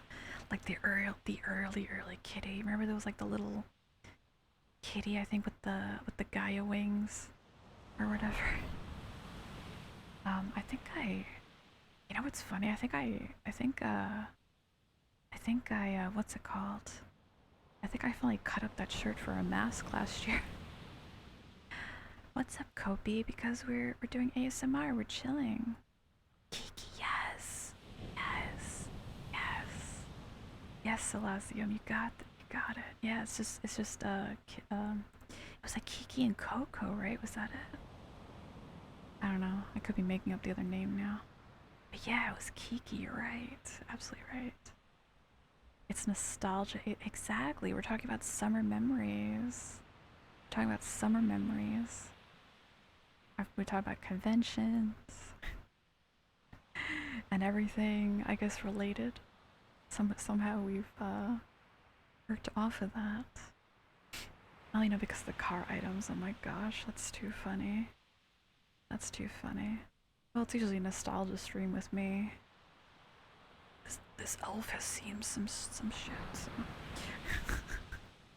I have a lot of old nerdy memories. But yeah, welcome. Yeah, I remember the kitty's name was Kiki. That's right. Yeah, it was like a blue shirt. Yeah, I had it for a long time actually. Gosh. But yeah. So yeah, I remember going to the booth and I got that poster. I doubt I still have it. If I have it, I don't even know where it is now. I have a lot of stuff. A lot of stuff, but mainly memories. I mean, it was still a positive memory. I mean, Gaia Online to me was a positive memory, you know? It was fun. It was a good time, especially early on. You know, and then it became popular, LOL. And then things got a little out of control. Yeah, and that's just it. It's a lot of memories, you know? You have too many Gaia accounts. I've only ever had one. I've actually only had one Gaia account ever. I'm very... Actually, no, I probably did have one meal account. That's probably not true. But, actually, you know what I would do?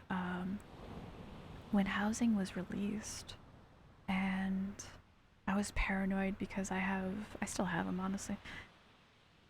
I had those early donation envelopes, and I would use the housing system to hide them rather than like a mule account. Yeah, I remember for years debating selling the account because it has a bunch of stuff. Now everything's so inflated. Everything's so inflated. I don't even think it's worth as much anymore. I just have each account being a different OC. Yeah, if you went that route, I would just do like forum roleplay threads and stuff.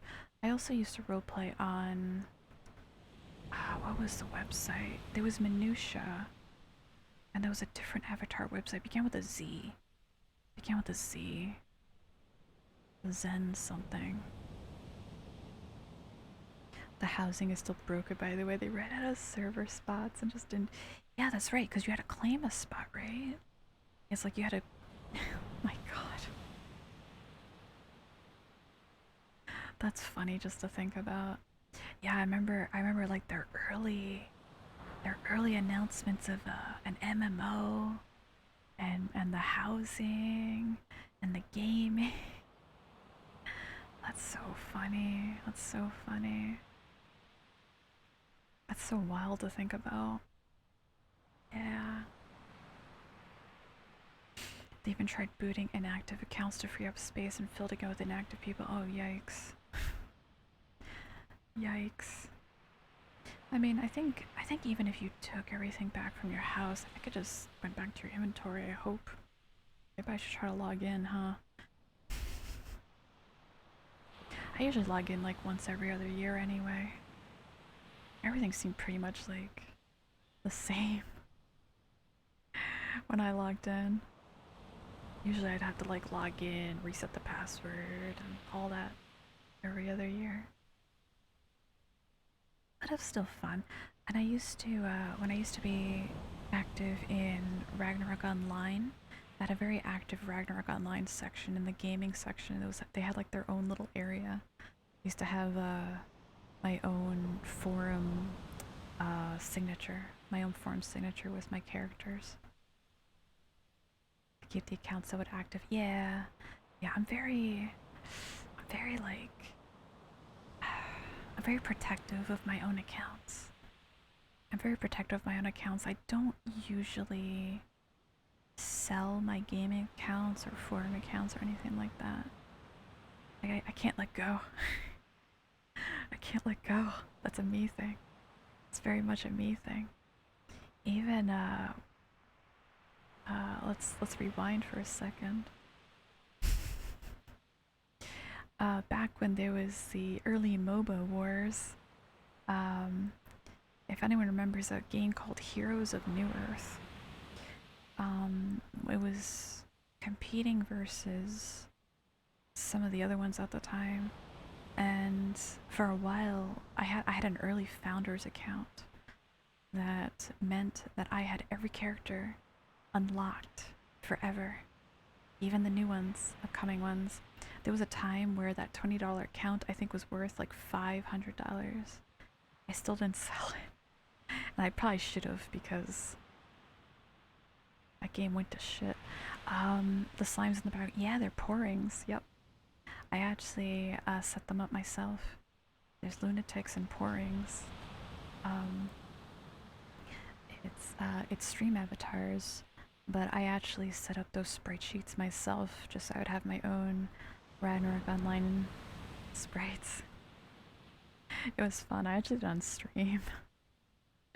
I actually did it for stream one day. The game got... Yeah, exactly.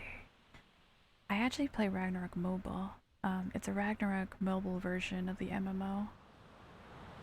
I never got to MapleStory myself, but yeah, technically I still play RO.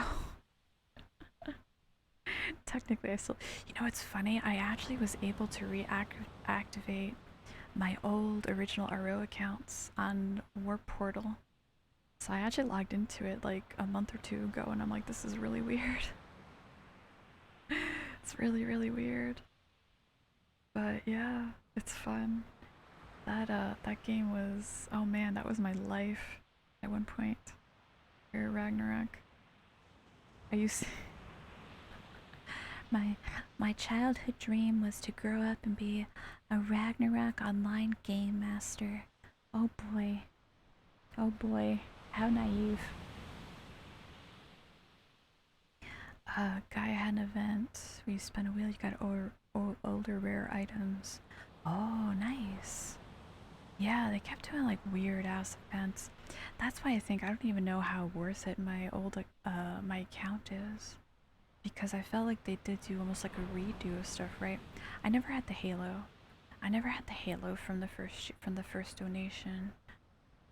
I remember helping friends get their Halo. I remember the whole like fundraiser stuff. Used to be that whole... I remember when they made that section for fundraising. It's so funny. So funny.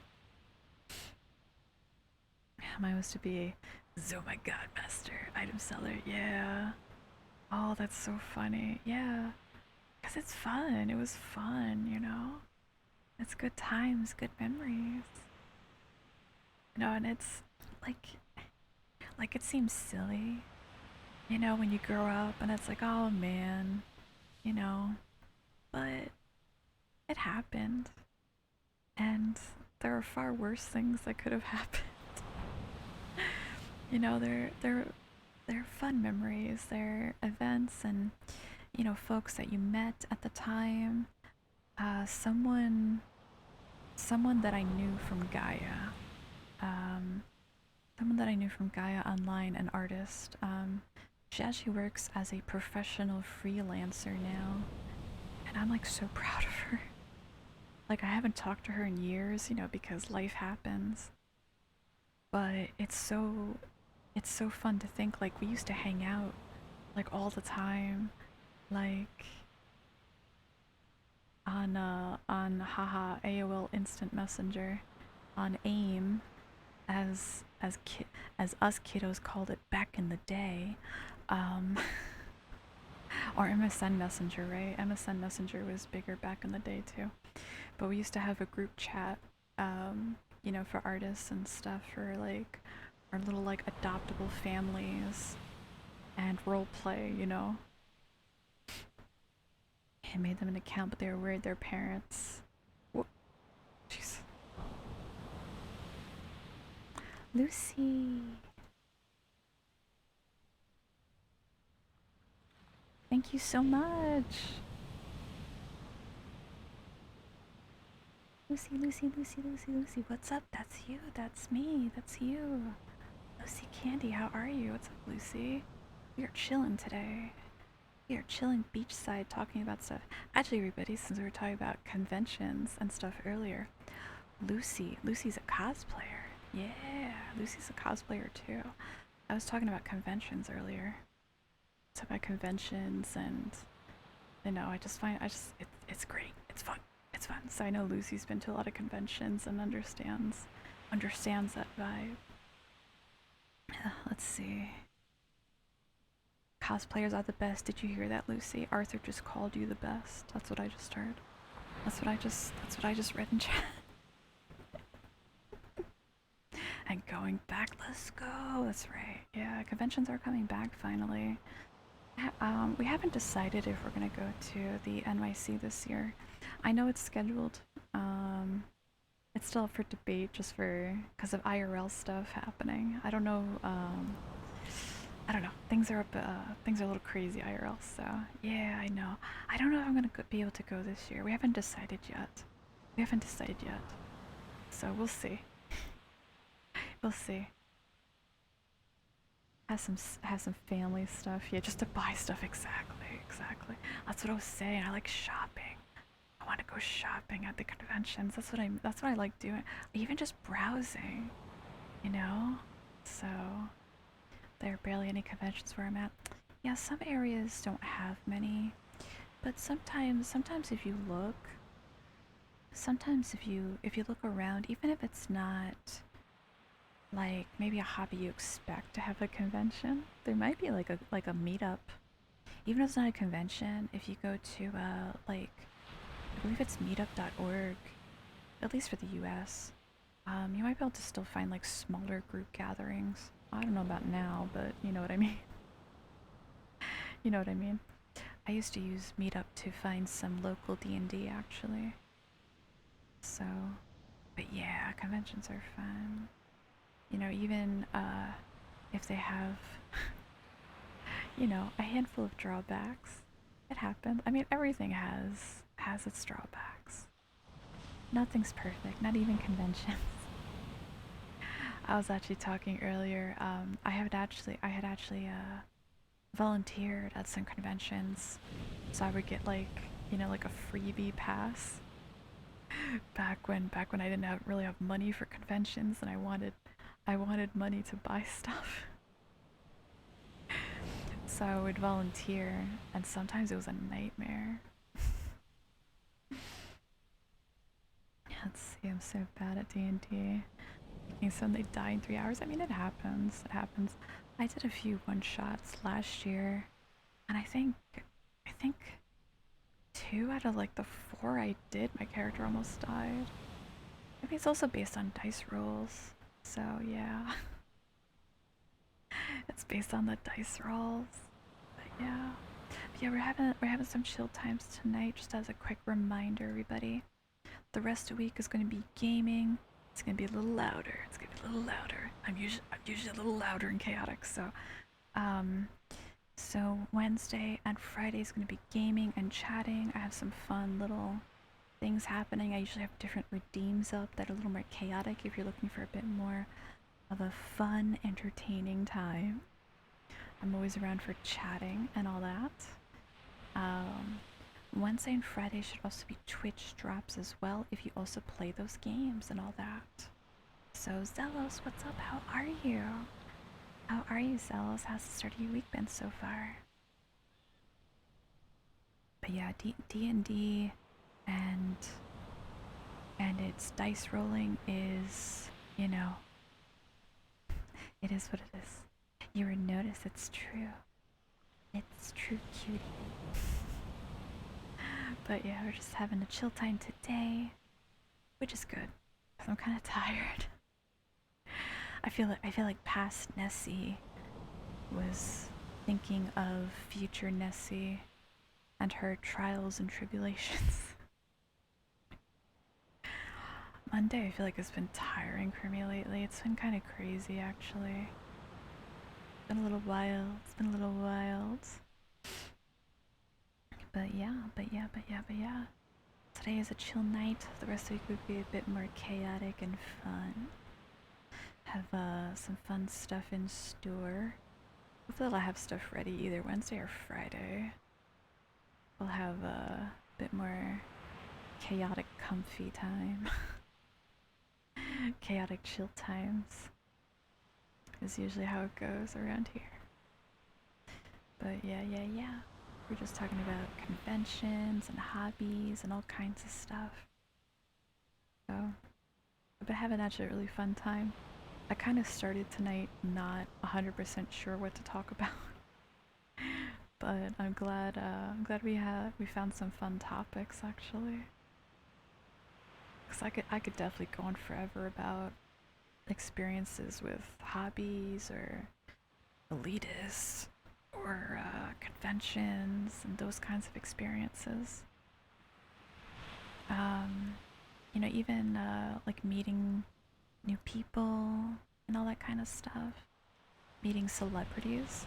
I do have, like, for instance, the autograph of Billy West, which did a lot of voices for American cartoons.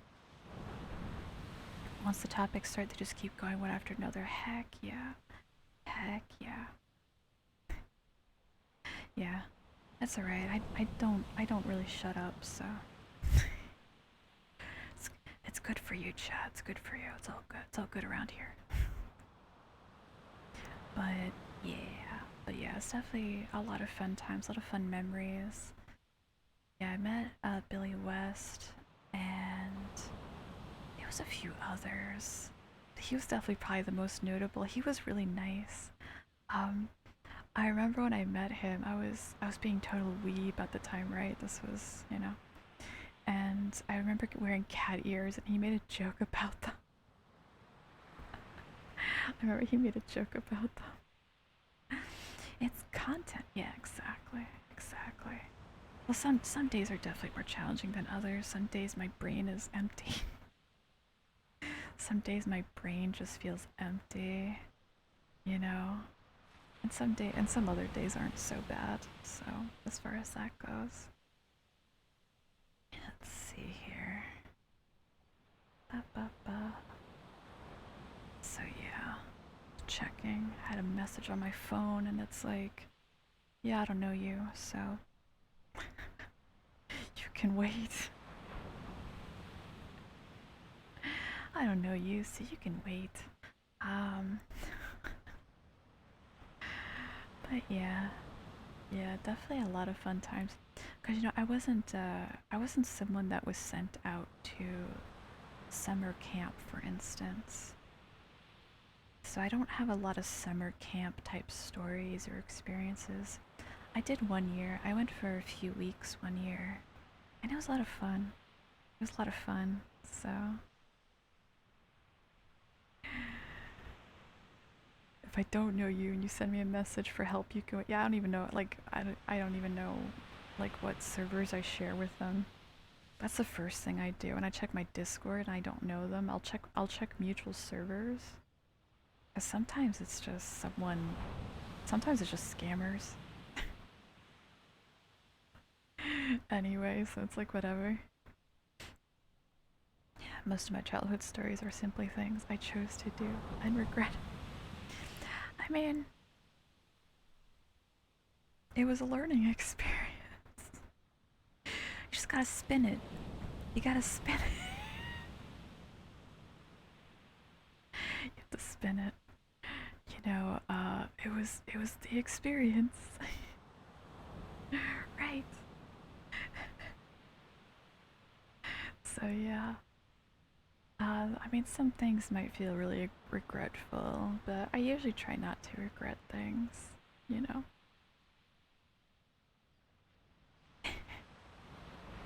Oh my god, Bank of America. I had to shut down my account with them. They wouldn't. I actually got a. I got. My PayPal was hacked once, actually. and someone tried to pay for some stuff using my PayPal, and Bank of America like refused to refund because of course it went to overdraft, right? And they're like, yeah, we're not gonna fix these fees. And I was like, okay, well, I guess I'm leaving the bank. So that was that. I have not had a good experience with them, unfortunately. And sitting, oh my god, sitting on an alligator. Oh man, yeah, right? Like that's a story. Oh boy, that's a story, right? I mean, think about it. You sat on its back, right? Not on its mouth. So see, it couldn't have been that bad.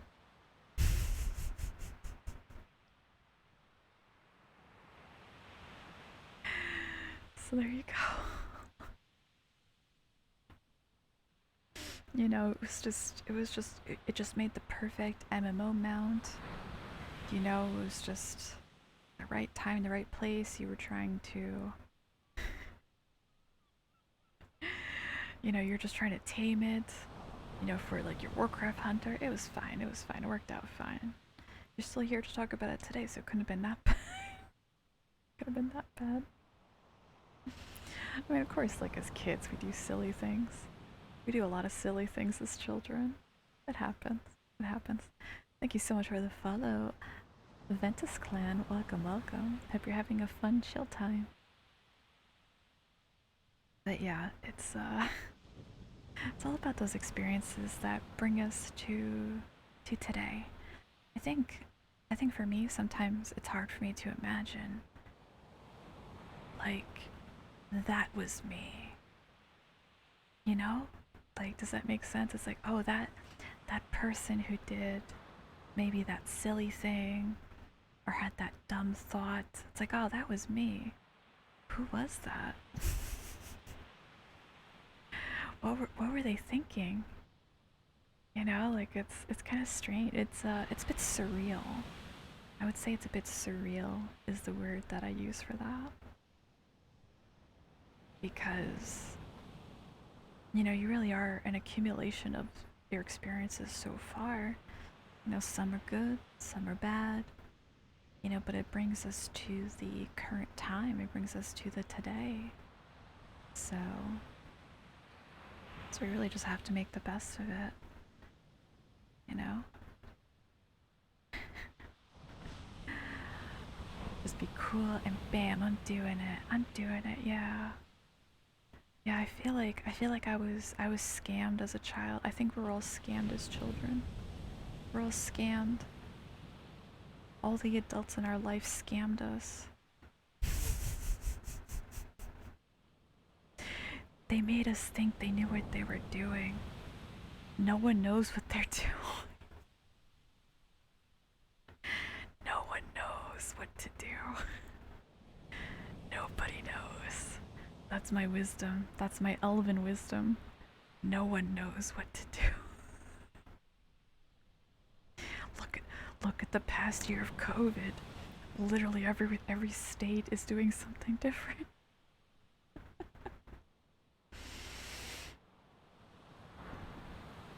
Yeah, I had to grow up quick. Yeah, some folks have to grow up quick for whatever reasons, you know? And we make the best of it. I've had a handful of very terrible experiences, but you know, at least for me, it's all about moving forward. You know, I've had to personally get help to move forward. Um, you know, I have no problem talking about the fact that I have anxiety disorders. I have depression. Um, you know, I have suffered through many years of that, and I have learned to cope and learned to push forward. You know, and hopefully, you know, just continue to do that because it happens. You know, I think it's a lot more common than people want to speak about. I think it is becoming more common to talk about. But yeah, you know, once upon a time, people around me, you know, they would be like, oh, you're going through a phase. It's like, no, it's not a phase. It's not a phase. You know, oh, you're acting out. No, I'm not acting out. You know, but they didn't understand. And it's important to not, be resentful. If you can. I mean, if you have people in your life that don't deserve your forgiveness, that's okay too. Not everyone deserves your forgiveness, especially if you're unfortunately toxic folks in your life. So that's a thing too. Not everything is rainbows. Not everything is rainbows and sunshine and puppies, quite frankly. Which is why I like to make sure the community spaces I build up are positive, but we do acknowledge that shit sucks. Shit sucks out there. So, yeah, I do have this and it's not normal. Or realizing like, oh, you know, person ABC is not helping me. They are a toxic person. Their actions are not helpful. You know, it's important to acknowledge when that's happening too. Just like people that don't want to try to understand you. I think it's hard for certain people to not understand what it's like to be in the other person's shoes. And that could be for a multitude of reasons.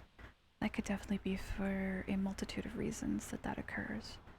Quite honestly, I grew up around family that were not accepting of my gay friends, for instance, and I would argue and debate, and it wouldn't be fun.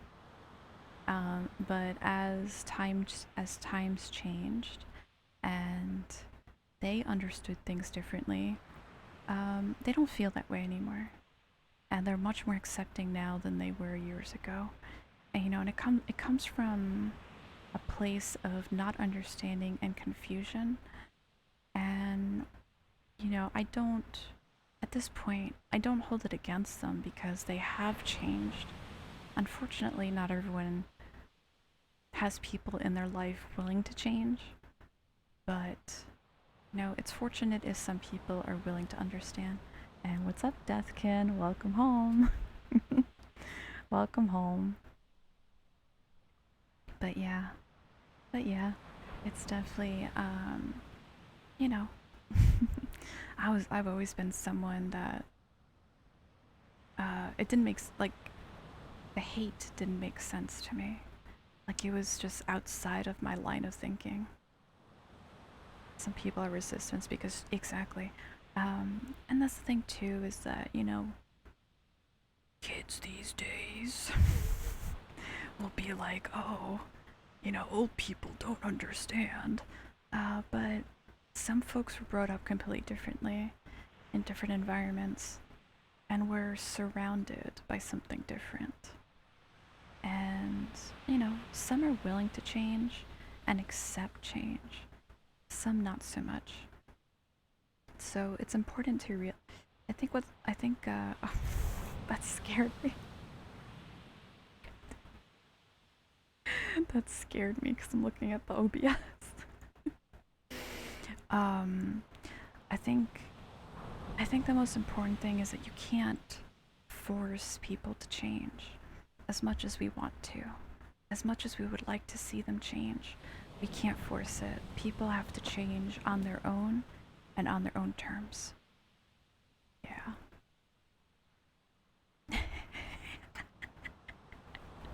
Right? It's like, oh no. Oh man. But yeah. Dun, dun, dun. But otherwise, yeah, I mean, it's definitely something to realize. You can't force change. I mean, it's definitely something I realized, you know, in regards to a lot of situations, honestly. in regards to many situations. So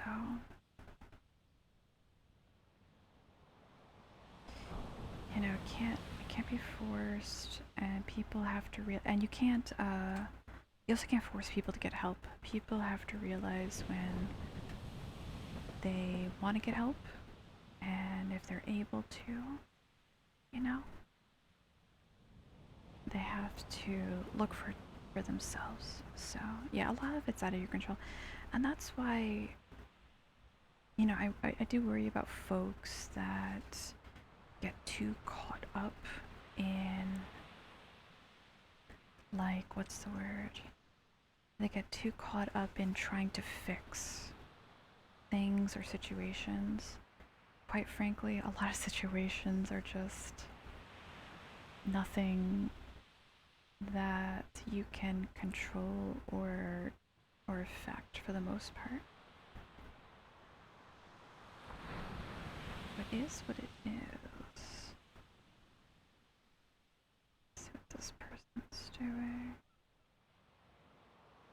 And getting help is certainly, it's not just a go do it thing. Someone has to be prepared. Yeah, because like for me, I actually got to the point that I had to be evaluated at a psych ward, before someone said, yeah, look, you have some stuff going on. You don't have to be admitted, but, you know, here's the information on what you should probably look into for yourself to start getting help. And that's when I realized that I do need help. And, you know, even to this day, I see my therapist weekly or every other week. That's what helps me. That's what helps me. For other people's, it's other things, you know? So, you know, whether it's a different coping mechanism, maybe it is just an outlet. You need to find a healthy outlet, if possible, for how you feel, you know? It's not easy. It's not easy. Sometimes it's not easy admitting you need that help. So that's you know, that's what I mean. You can't force people to change or get the help that they probably need. That's for sure. Sometimes it's just not there. So, you know.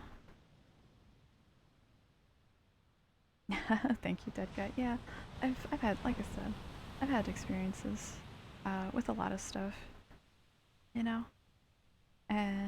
But I try to, I feel like I've learned, you know, from these things. So, and try to hopefully spread that positivity forward. And you know, like I said earlier, life is not rainbows and sunshine sometimes. And that's okay to admit it, you know? It's not simple. There's no simple fix sometimes. Sometimes it's okay to be like, yeah, today sucked. Today was not a good day. So, let's see here. I'm checking around. Yeah, experiences are stepping stones or thrown. Exactly. There's stepping stones to the person that you can become, kind of, right? They're really just, you know, stones. What you can do to push forward. Yeah, I like the stepping stones because, you know, it's life is like a lake. I don't know, but